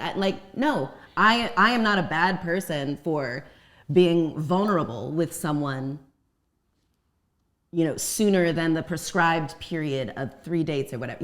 Like I don't need that long to feel safe with someone. I know immediately if I don't feel safe, I'm not gonna have sex. If I do, why wouldn't I? Why would I pretend that I am like... What's the cost? Do you think there's, I have this belief that there's a cost and a benefit to everything. Yeah. What do you think the cost is? So I think women have been conditioned to be people pleasers, and that, we're supposed to discount our own intuition. And so the cost of waiting is... No, the cost of having sex early. What do you think the cost of that is? I don't think there is one. I think you get your information quickly. I think the cost, I think the cost, I think when you think a cost is a negative thing. I think the investment of my time, the risk of being murdered, maybe, I guess. That's one of the things that's present. And there's the investment of your time. There's, I think, not just being murdered, but being, impregnated. There's all kinds of things. There's a ton of maybe stuff that's just part of what is if you move down this. So I don't think, just because you have sex on the first date, you are risking pregnancy. I think there are lots of ways to avoid that, so it's not even a thing. But I also think that we are taught to build up a fear about the thing we're not supposed to do, and every time... Not building fear, baby, just acknowledging that sex isn't just... Because it sounds, what you're describing is just sounding like it's flippant. It's an empty and you said it wasn't, but that's why because that's, you said if I'm feeling you and I want to have sex with you, I'm gonna have sex with you. I'm not saying now, but in that situation or in a situation like that. So if I am attracted to you and I feel safe with you, I will be vulnerable with you. And there are few things more vulnerable than sex. And you're opening yourself up to vulnerabilities, especially I think as... And if anything, if the point of dating and getting to know people and relating is to find people around whom you feel safe being vulnerable, why wouldn't I create the experiences to test my how safe I feel being vulnerable early? Especially if in your mind there's no cost to being vulnerable. So because in your mind sex is like if you okay, so I'm someone who got married after 6 months. I recognize that even if I make a choice, I am going to be able to find my way back. I am able to there is no one who has been better equipped and successful at keeping me safe than me. And so I know that even if I have sex with someone soon after meeting them, there is nothing that could happen to me that I will not be able to find my way back to myself. Actually, when I separated from my husband, I got on this website. I don't know if we're allowed to say websites, so I'm not gonna say it. But and I was super horny because I had just been, in a really tumultuous relationship where I was taking care of this person. So obviously I wasn't feeling like having sex with someone I felt like was my child, And so when I separated, I found this guy who we vibed. We had kind of names that kind of matched, and it was just very and so I met up with him, we hooked up, super fun. I met up with this other guy who was a very nice guy. He was really cool, and we made out, and he was a germaphobe. He mentioned that several times. And so the next week, the first guy who I had sex with, he says, hey, I hate that I have to say this, but I have a chlamydia scare, and so I wanted to tell you. And I was like, fuck, man, the first guy I have sex with. And then I was like, I gotta tell the germaphobe guy that I might have given him a communicable disease. Fuck. And so I tell the guy, and he's like, oh, damn, you know what? My best friend is a nurse, and she has the chlamydia shot. So if you come over, I will she'll get it. And so I go over to this girl's house. I lean over her kitchen counter and pull my, and they put a shot. And as I'm doing that, I'm like, all right, Sheebs, you need to be a little bit smarter about this. If you're going to be so free and open, you need to protect yourself, and you're lucky this time that it worked out so easily. And so I then early on had expanded my understanding of how to keep myself safe and what to look out for. Experience correction, perhaps overcorrection, and then correction. Bring it back. And then life continues and you correct it. Who knows? You know what I'm saying? Yeah. And that kind of openness, I think, is the sweet spot for like a dope experience in this world. But it comes with all kinds of stuff because every step you take is a possible risk one way or the other. So try to be driven by the intuition and try to like fucking collaborate from love and do it with some integrity. And that's the driving fucking thing as far as I see it. This is an interesting conversation. But I do feel like, I appreciate you guys coming on. I got so many questions. Like it just feels like hopefully we can talk after this shit go out. It could be like 2.5 hours in and out. But I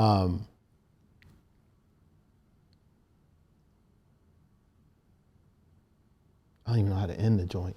What do y'all have working? What are y'all working on? So we just started this new show, Couples Goals. And it is a game show. It's 30 minutes. We invite a couple on and we have these different games. One is like made by this PhD and it's about how to like get to know your partner better. And there's one that's like kind of a, would you rather this or that? Then there's silly, and we play a couple rounds with the couple and like they learn about each other. We learn about, relationships, any advice they have and stuff. And it's just like really fun. Yeah, it's live stream. We're trying to do it every Saturday and it's so the energy stuff that comes, just turn the camera on. And y'all gonna let me and my wife come on, right? Please. Y'all gotta come Don't be asking her about coming on no face, cause listen. See? I just like plan all of the Brother's things. aware of himself. He's like, No. Would you rather have someone come on your face? we'll just read the cards. We'll read the cards. I love the answer. Or stay married? Oh. When you raise the stakes on things, it makes it easy for me. It's like, would I rather, Billy, have sex with someone else or not be my best friend? And that's an easy choice for me. So like, Billy is so valuable. It's easy to guide my actions. Yeah. What I appreciate about, do you guys consider this a lifestyle? Technically, Okay. like there's some people who are like in the lifestyle and like call themselves lifestylers and are really like committed to like going, but like if anything, we're a little lazy. And it's funny because especially when I try to be, one of the things that you might notice, I'm slow sometimes, and that's because I'm trying to use the right word. Because I know how people jump on words because the words, right? And I'm trying to find the right word sometimes, and it takes me a while. I know what I want to say, and what I want to say most times, the first time ain't the right time. So I have to think about it, because I know it will get in the way of communicating. It's a good communicator. So what I admire about the way you guys are challenging the norms is that the norm is that you're doing it. It's something that I didn't fully understand with the trans people, with the trans people sound, with trans, because they're really, all of these structures are evolving, and we're gonna do a lot of things right as we evolve, and we're gonna do a lot of things, and there's gonna be opportunities for us to do a lot of things better as we refine, because some of it is like doing this. Yeah. And as long as because the world is as wide as it can fucking be, it's infinite, right? So all we got is just time as we exist. And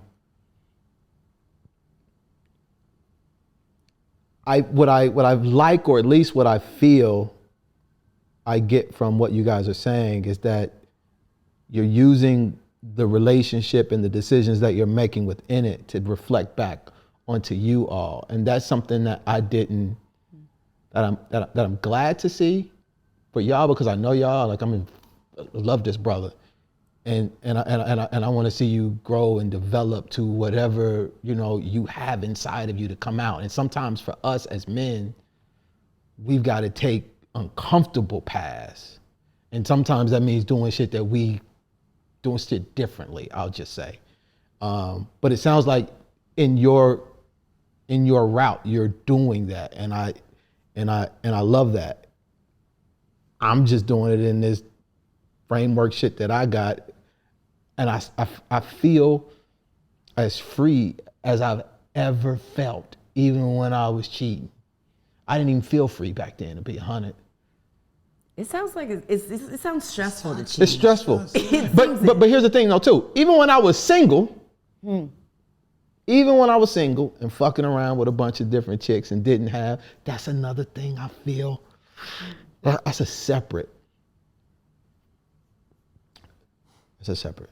I don't know if it helps to think of it this way, but like consider that like every woman you had sex with has made you better. The reason you are this beautiful person who is so good at healing and communicating and loving and seeing what people need and how to be generative is because these women have blessed you with this experience. And I find that and the way that I pay those women back is by the way that I conduct myself in my present relationship. Because I can't go back, right? Yeah. But I can address, and that's what I'm trying to talk to men about doing differently. We get so much from women. And whatever framework you set up, stop being a bitch and get your shit together. And I'm not using it in contrast to, but it's just, yes, there's work that we have to do. And a part of that is changing all of these old stories and narratives in our head about the value of women, what they bring to the table, how our lives are enriched or a lack thereof when we commit to them. It's all fucking bullshit. My father used to tell me all the time, God's greatest, and I universe is what I translated it to. God's greatest gift is through the family. I did not understand what that meant. I didn't understand that I can't be great without what I'm doing. If you leave a man to himself, you done left that motherfucker in a really bad shape, I feel. Just because of how we're programmed in this society. Now 4,000 years ago, leaving a man to be a man, I don't know what you get there. But I think. 4,000 years ago?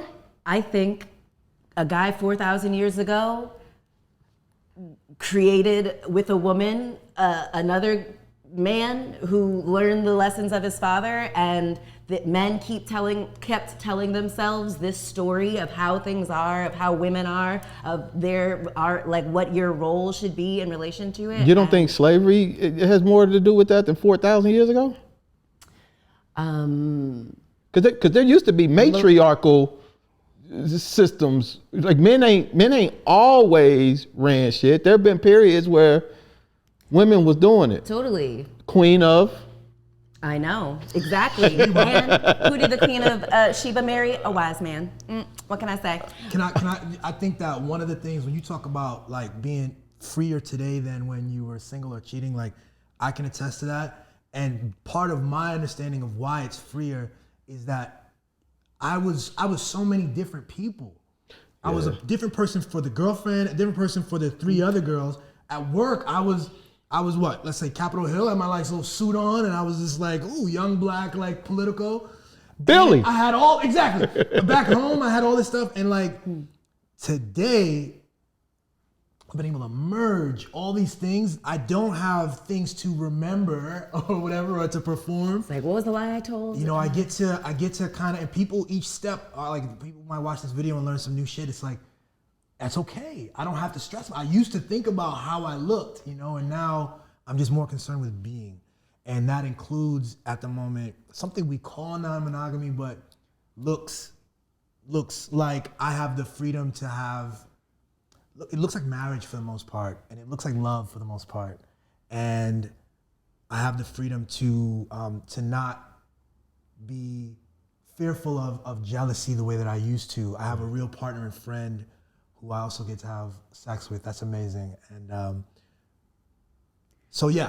So I think we're like, one of the things, like you were saying, you know, you like you're good with women and like you liked that aspect of it. I think like we're good with people. We're really good at flirting and making people feel seen and, you know, conversating, and it's a fun experience, and it's fun to be with us. And even though we're not having sex, I bet you're having a really good time and having a really generative, experience with us. And like, who, me? Yes. No. You're not having fun? You know how many times I looked at my watch? Oh my God. I want for this shit to be over. Take it forever, yeah. Sorry, it's tough when you've got all the world's knowledge contained in this human vessel. Yeah. It's gonna take a minute to get out. That's right. But no, I really appreciate the time. One of the things I gotta say too, Billy is a dope motherfucking MC. My dude, thanks. Listen, and I'm about to play a video of him spitting as we close.